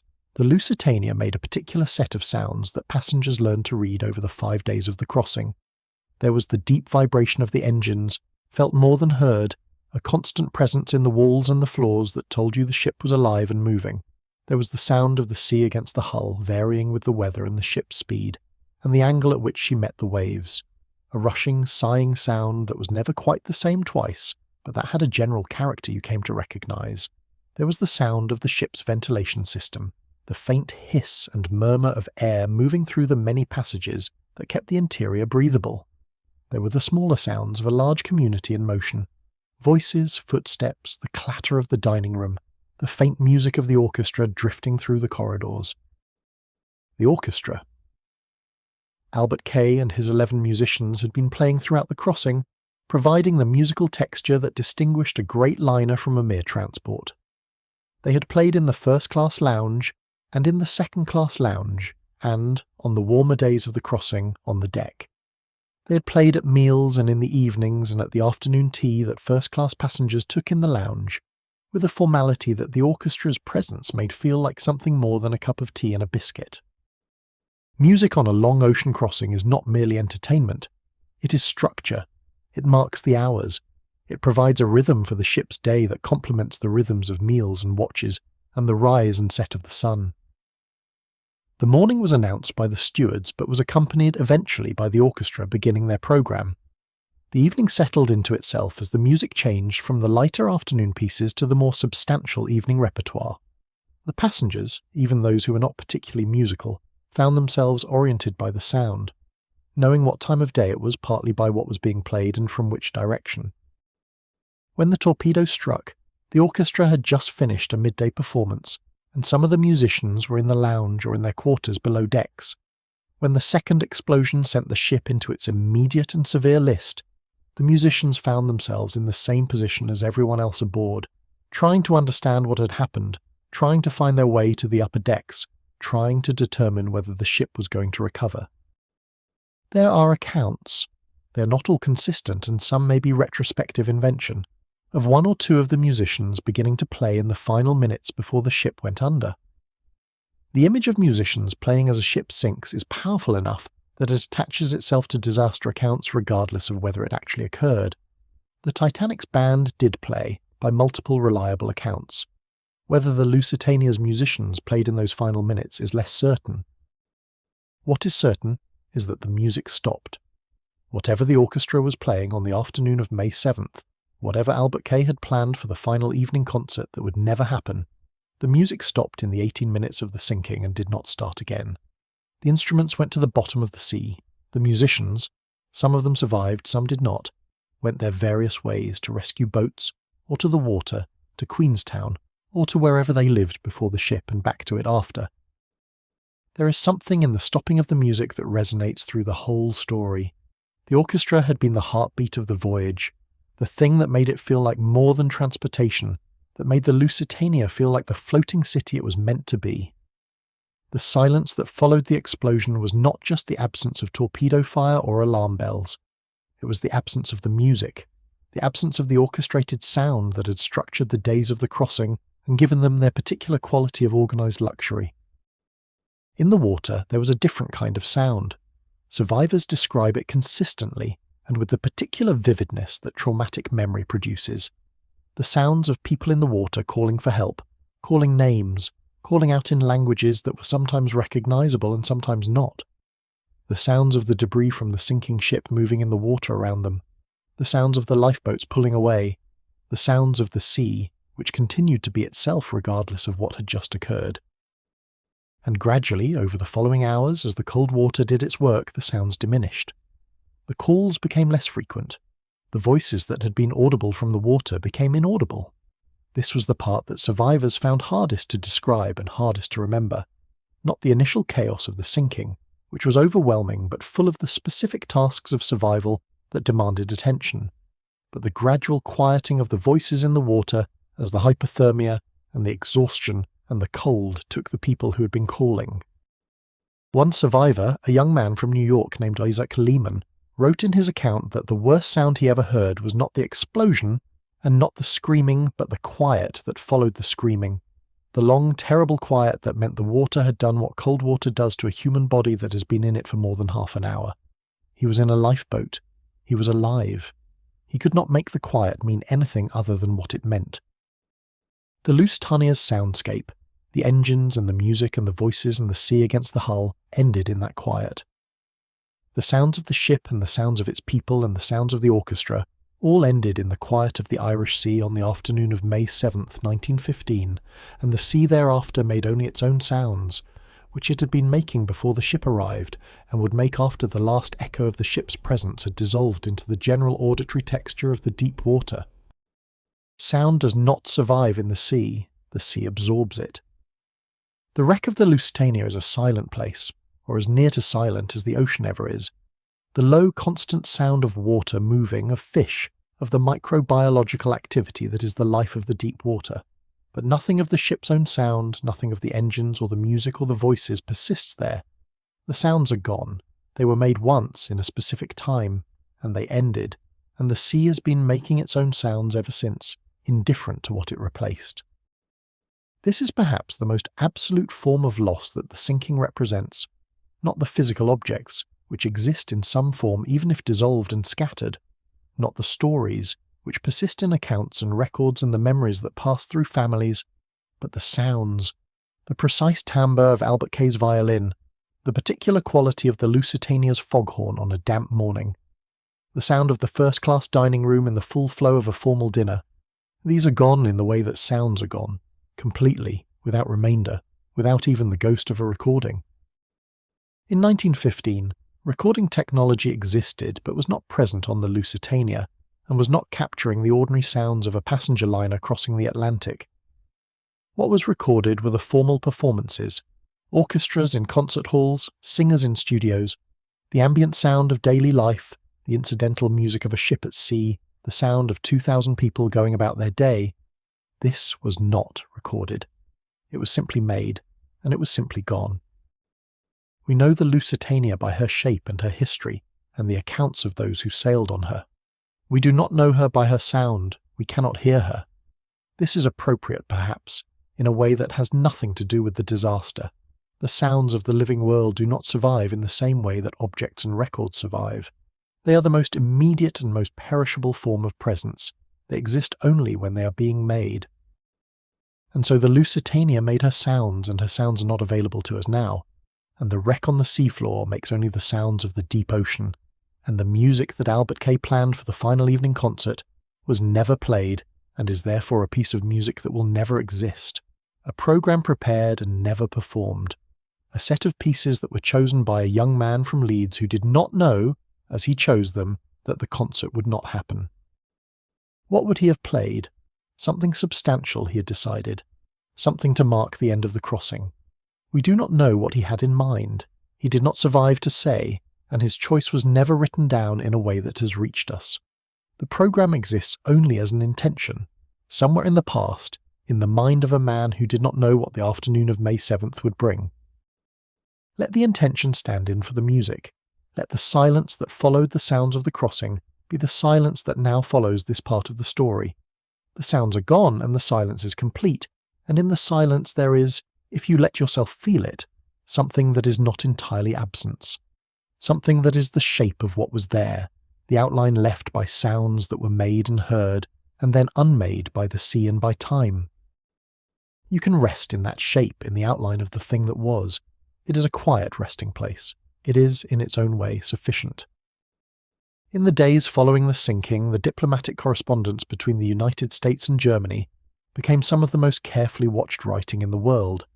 Every word of Wilson's notes to Berlin was analysed by newspapers in London and Paris and Berlin and New York and Washington, and every neutral capital that had an interest in whether the United States was about to enter the war.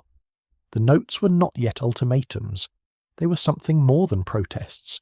They occupied a careful middle space that Wilson had created between the demands of American public opinion, which wanted something done, and the constraints of American policy, which had committed to neutrality.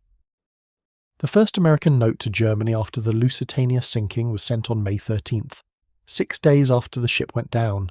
It was drafted by Wilson himself, working through the language with the care of someone who understood that each phrase would be scrutinized by people who were looking for evidence that America was or was not going to war. The note demanded that Germany disavow the attack on the Lusitania, make reparation for the loss of American lives, and take steps to prevent future violations of the rights of American citizens on the high seas. Germany's response was not apologetic. The German government maintained that the Lusitania had been a legitimate military target, that she had been carrying contraband destined for Germany's enemies, and that passengers who chose to travel on belligerent ships carrying munitions into a declared war zone assumed the risk of doing so. The response acknowledged the loss of American life but did not apologize for it, and did not commit to changing German submarine policy in a way that would protect American citizens in the future. Wilson sent a second note, sharper in tone. Germany responded again. The exchange continued through the summer of 1915, while the casualty list from the Western Front grew and the submarine campaign claimed more ships, and the domestic pressure on Wilson from those who wanted war, and from those who wanted peace at nearly any price, intensified simultaneously. The Secretary of State who resigned over the exchange, William Jennings Bryan, was not wrong in his assessment of the situation. He believed that the United States, by insisting on the right of its citizens to travel on belligerent ships carrying war materials, was essentially demanding that Germany accept conditions that no belligerent nation, under similar circumstances, would accept, that it refrain from attacking ships supplying its enemy simply because some of the people on those ships held American passports. Bryan's position was logically defensible. It was also politically untenable in 1915, when the image of the Lusitania going down was on the front page of every newspaper in America. The diplomatic dance that followed, Germany making modified promises, America pressing for clearer commitments, Germany complying partially and then defecting when the strategic situation changed, lasted for nearly 2 years. It was a dance that neither side could fully commit to and neither side could fully abandon. Germany needed American neutrality to remain neutral enough to prevent American entry into the war. America needed German compliance with maritime law to maintain its domestic political position. Neither side's need was fully compatible with what the other side could actually provide. In Britain, the diplomatic correspondence was followed with anxious attention. Britain needed America to enter the war, or at minimum needed America to continue supplying Britain with goods and credit, while Germany was unable to access American markets. The Lusitania sinking had moved American opinion in the right direction, from Britain's perspective, but not yet all the way. Each German submarine attack that claimed American lives moved the needle further. Each round of diplomatic notes that stopped short of ultimatum moved it back slightly. The Foreign Office in London had people whose job was to track American opinion and advise on how British policy could best encourage the drift toward intervention. They noted the newspapers, they analysed the speeches, they tracked the polling, to the extent that polling existed in 1915. They understood that the American entry into the war was not inevitable, but that the conditions for it were developing, and that the primary drivers of those conditions were German actions rather than British ones. This understanding shaped British policy in ways that are not always acknowledged. Britain was careful, in the period after the Lusitania sinking, to do nothing that would give Wilson an excuse to apply the same diplomatic pressure to Britain that he was applying to Germany. Britain's naval blockade of Germany was causing hardship in America. American ships were being stopped. American cargo was being searched. American commerce was being disrupted. Wilson had legitimate grievances against Britain as well as Germany. The difference was that Britain's actions, whatever their legal ambiguity, were not killing Americans. Germany's were. The Lusitania had created, for Britain, a kind of diplomatic gift that it was careful not to waste. The gift was the moral asymmetry between the two sides' treatment of American neutrality. Germany was sinking ships with Americans on them. Britain was inconveniencing American commerce. In the moral calculus of 1915, and even more in the moral calculus that would eventually bring America into the war, this asymmetry was significant. Germany understood this too, and the German Foreign Ministry spent considerable effort in the period after the Lusitania trying to reduce the asymmetry, to demonstrate that the sinking had been legal, that Britain's behaviour was equally provocative, that American neutrality required an even-handed approach to both belligerents. The effort was not without effect. There were Americans who were persuaded by it, who felt that Wilson's firmness toward Germany should be matched by equal firmness toward Britain. There were newspapers and politicians who took this position, but they were not the majority, and the majority mattered. The diplomatic aftermath of the Lusitania sinking was, in the end, a slow unravelling of German credibility in American eyes, not a dramatic collapse but a gradual erosion that left Germany, by the time it resumed unrestricted submarine warfare in February of 1917, with very little credit on which to draw when the inevitable American response came. The Lusitania had spent that credit. The Arabic pledge and its violation had spent more. The Sussex torpedo and its pledge and its eventual violation had spent the rest. When Germany announced in January of 1917 that it would resume sinking any ship in the war zone, American opinion was not surprised, but it was finished. Wilson went before Congress on April 2, 1917, nearly 2 years after the Lusitania went down, and asked for a declaration of war. He cited German submarine warfare. He cited the Zimmermann telegram. He cited the sinking of American ships. He did not need to name the Lusitania specifically, because the Lusitania had been the opening chapter of a story that everyone in the chamber already knew, that everyone in America knew, that had been building for 2 years toward this moment. The war that followed, America's involvement in the last year and a half of the First World War, was decisive. Not because American soldiers won the war single-handedly, but because their arrival in France, in growing numbers through 1917 and 1918, changed the fundamental calculation that Germany was making about whether the war could be won. Germany had gambled that it could defeat Britain before America could mobilize. The gamble failed. The submarines that had sunk the Lusitania and hundreds of other ships had, by bringing America into the war, ensured Germany's defeat. There is something almost classical about this arc, the action that was supposed to bring victory producing, through a chain of consequences that its authors could not fully anticipate, the opposite. Germany sank the Lusitania to weaken Britain. The sinking of the Lusitania contributed over 2 years of diplomatic corrosion to bringing America into the war on Britain's side. Germany's gamble on submarine warfare produced the very outcome it was designed to prevent. The people on the Lusitania were not, in this arc, actors. They were objects of action, people who happened to be on a ship that was part of a strategic calculation, made by people in Berlin, people who happened to be citizens of a nation whose response to their deaths would contribute to the outcome of a world war. They were passengers, that was all they were, and the world moved around them and used them, and the history of the 20th century took its particular shape, partly because they were on that ship on that afternoon, and the torpedo ran true. This is not a comfortable thing to know. It is, however, the thing that is true. Every person on the Lusitania had arrived at the dock in New York on May 1st, 1915 from somewhere. From a home, from a hotel, from a friend's house where they had spent the last few days of their time in America. From offices and apartments and townhouses and the kinds of places people live when they are wealthy, and the kinds of places people live when they are not. They had packed bags and arranged affairs and said goodbyes, and made the various small preparations that constitute the work of departure. Alfred Vanderbilt had said goodbye to his horses. He was famously fond of his horses. He had been a serious four-in-hand driver, a devotee of the old style of coaching that wealthy men of his generation pursued as sport and art simultaneously. and his stables were among the finest in America. He had made arrangements for their care. He had given instructions to his staff. He had been, in the days before sailing, the man of business that his position required him to be, dealing with the correspondence and the accounts and the 100 small decisions that the management of significant wealth requires. And then he had boarded the ship, and for 5 days he had been simply a man on a ship, playing cards, eating dinner, talking to strangers who became, in the contained world of the crossing, temporary friends. This compression of identity, from the man of vast houses and horses and accounts to the man at the card table, was one of the peculiar qualities of ocean travel that its devotees noted and appreciated. The ship reduced you to what you actually were, stripped of the props and settings of your life on land. You were what you talked about and how you listened and whether you were good company in the evenings. Vanderbilt was good company. This is said by enough people who spent time with him on various ships over the years of his Atlantic crossings that it seems to be true rather than retrospective kindness. He had a gift for paying attention, for making the person he was talking to feel as though their thoughts were interesting and their stories worth hearing. This is not as common as it ought to be among people of great wealth, who are often accustomed to providing attention rather than receiving it.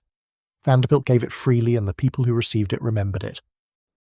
Elbert Hubbard had arrived in New York from his home in East Aurora in upstate New York, where he ran the Roycroft Community, a printing and craft enterprise that he had founded on the ideas of the arts and crafts movement, and that had grown into a substantial operation, producing books and furniture and metalwork and the ideas that Hubbard put into print with the prolific confidence of a man who has found his subject and intends to exhaust it. His essay, A Message to Garcia, had made him famous. His magazine, The Philistine, had given him a platform. His lecture tours had given him an audience. He had been thinking about the war for months. He wanted to see it, not from a safe distance, not in the form of newspaper reports, but directly. He had a theory about the war that he wanted to test against the reality of Europe. He had, in his 60 years of opinionated living, developed a strong faith in direct experience over received report. He did not want to write about the war from New York. He wanted to write about it from somewhere close enough to see and smell it. His wife Alice had accompanied him, as she accompanied him on most of his travels. They were a devoted couple in the specific way that people become devoted when they have survived a great deal together. Disappointments and controversies, and the particular stress of public life, of being a person with opinions in a world that disagrees with your opinions. They had arrived at a companionship that was genuine and particular to them, not the polished performance of a couple who need to appear happy, but the actual daily reality of two people who are glad to be in the same room. On the Lusitania, they had been among the most active socializers in first class. Hubbard was constitutionally incapable of being in a room with interesting people without engaging them, and the first-class lounge of the Lusitania in May of 1915 contained a number of interesting people. He had argued about the war, about American policy, about the nature of heroism and the obligations of neutral nations, about whether the century was progressing or declining. He had told stories. He had listened to stories. He had been in the confined and temporary community of the crossing exactly himself, large and opinionated and genuinely curious, and at his best when surrounded by people who disagreed with him. Charles Loriat, the bookseller, had come from Boston, where he ran his family's bookshop on Washington Street, a business that had been in operation for nearly a century, and that specialized in the rare and the valuable and the literary in the way that only very old bookshops can specialize, with the accumulated expertise of generations and the particular smell of old paper that is as distinctive as any other scent of a working life. He had been in New York for a few days buying, attending the kind of sale where serious collections came onto the market, where a morning's quick decisions could result in the acquisition of things that would not appear again for a generation. The Thackeray manuscript that he had packed in his luggage was his most important acquisition from the trip. He had been pleased with it in the quiet, certain way of a man who knows exactly what something is worth and has acquired it for the right price. The manuscript would go in the window of the shop on Washington Street, or perhaps in the catalogue that he had been planning to send to his best customers. There were customers who would want to know about it immediately, people whose taste and means and love of the 19th century would make the acquisition of a Thackeray manuscript not just desirable, but necessary. He had been thinking about these customers on the crossing in the way that people with specific and satisfying work think about the next thing they will do when they get back to it. The work was waiting. The customers were waiting. The shop was running smoothly.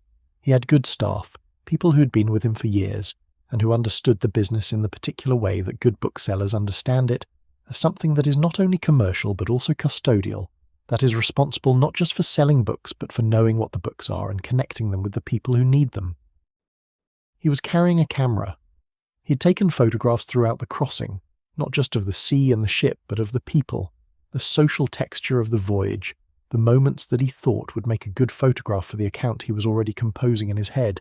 He was a precise man, and the photographs would be useful.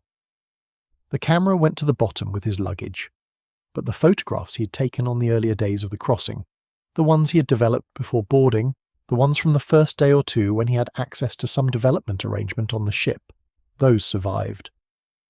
They are in the archive now, in the collection of historical Lusitania materials that various institutions have assembled over the century. They show the deck of the ship on a grey morning. They show 2 passengers at the rail. They show the wake stretching behind the ship into the Atlantic. They show a world that is about to end and they do not know it. This is the thing about the photographs. They are full of unknowing. The people in them are simply there, simply doing what people do on ships, and the photograph captured them in the ordinary moment before the ordinary became something else entirely. Looking at them now, knowing what came next, you see the photographs differently than you would if you did not know. The ordinariness is shaded by the knowledge of what followed it, the way sunlight is shaded by a cloud that is not quite there yet. The passengers on the Lusitania were people with lives before the ship.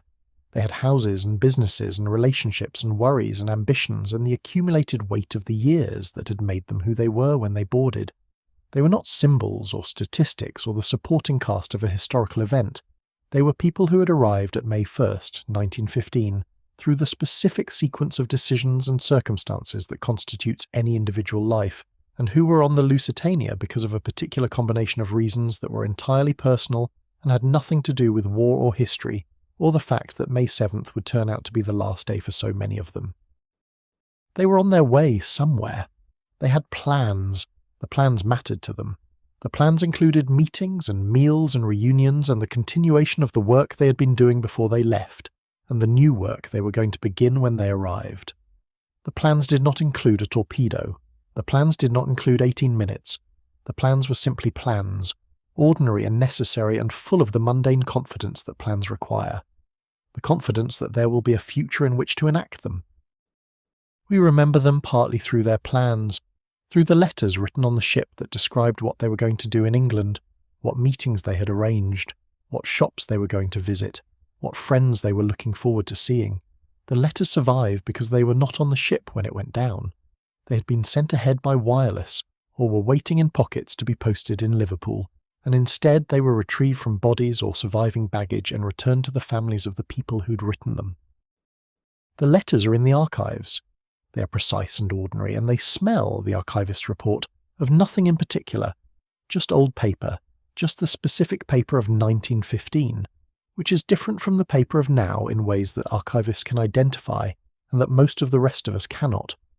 They contain the plans that were not enacted, the meetings that did not happen, the shops that were not visited, the friends who waited and eventually understood that the friend was not coming. The ship carried all of this. The ship carried the plans and the letters and the Thackeray manuscript and the photographs and the horses Vanderbilt would never drive again, and the bookshop that Laureate would not return to for months, recovering from what the water had done to him, and the magazine that Hubbard would not write for anymore because Hubbard did not come back. The ship carried all of it east, and the sea received all of it, and what was retrieved was imperfect and partial and did not include most of what the people on the ship had been. What remains, as it always remains, is the record, the passenger list, the survivor accounts, the letters, the photographs, the diplomatic correspondence, the inquiry transcripts, the newspaper reports, the memoirs written years later by those who were there. All of it partial, all of it mediated, all of it the version of the event that time and memory and institutional interest have allowed to survive. And the stories that families told each other, and the stories that survivors told to anyone who would listen, and the stories that eventually stopped being told because the people who had been telling them were gone, and their children were gone, and there was no one left who had been on the ship or who had known someone who had been on the ship, and the Lusitania became history in the full sense. something known about but not remembered, something in books rather than in the room. You're in the room, the story is here, tonight, in this space between waking and sleep. The ship is real, in this moment, in the way that things become real when we attend to them carefully. Tomorrow it will be history again. Tonight it is present, it is here. It has brought its people and its sounds and its ordinary Friday afternoon and its 18 minutes and its questions into this space, and offered them to your attention, and your attention has received them. That is enough, that is in fact everything. Thank you so much for watching. If you'd like to see more videos like this, please consider leaving a like and subscribing to the channel. It really helps us continue making more content. Anyways, see you in the next one. And now, gently, then we arrive at the end. Not the end of the story, which has no end in the way that real things have no end, only the way they continue beyond our attention, but the end of the telling, the end of the words. The sea is still out there. It is always still out there. The great dark water of the North Atlantic moving in its long, slow rhythms, carrying nothing on its surface that was not built to float there. The wreck of the Lusitania is in the dark beneath it, 90 meters down, where the cold is constant and the light is absent and time moves differently than it moves where you are. Where you are, time is moving slowly now. Your breathing is slower than it was. The weight of your body against the surface beneath you is a pleasant weight, the weight of a body that has done what it needed to do today and is now simply here, simply resting, simply being. The story was about a ship, but it was also about something smaller and more important. The ordinary morning, the ordinary lunch, the ordinary conversation between people who did not know that the ordinary was about to end. It was about the fragility of the known world and about the resilience that exists alongside that fragility, the capacity of people to be kind to strangers in moments of crisis, to give up their life jackets, to keep playing music, to hold on to each other in the cold water. These things are not extraordinary in the sense of being rare. They are ordinary in the best sense, the sense of being part of what ordinary people do when ordinary people are asked to be more than ordinary. You contain this capacity. Everyone does. It is not tested most days, and most days it does not need to be tested. Most days are just days, meals and tasks and conversations and the small pleasures and small frustrations of a life that is moving forward in its ordinary way, in the way that lives move forward when nothing is requiring them to be more than themselves. Tonight is one of those days, a good day or a sufficient one, a day that has finished, a night that has begun and is now deepening, the way nights do when sleep approaches, the way the water deepens when a ship moves toward the open sea. Let yourself go, you're safe, you are warm, the questions can wait, the world can wait. The sea holds its silence, the lighthouse turns, the hull rests in the dark. And you rest too, here, in whatever warmth surrounds you, in whatever quiet has gathered around this moment, in the long, slow drift of a story that has been told and is now releasing you back into the dark and the sleep that is waiting just below the surface of this moment, patient and certain and very close.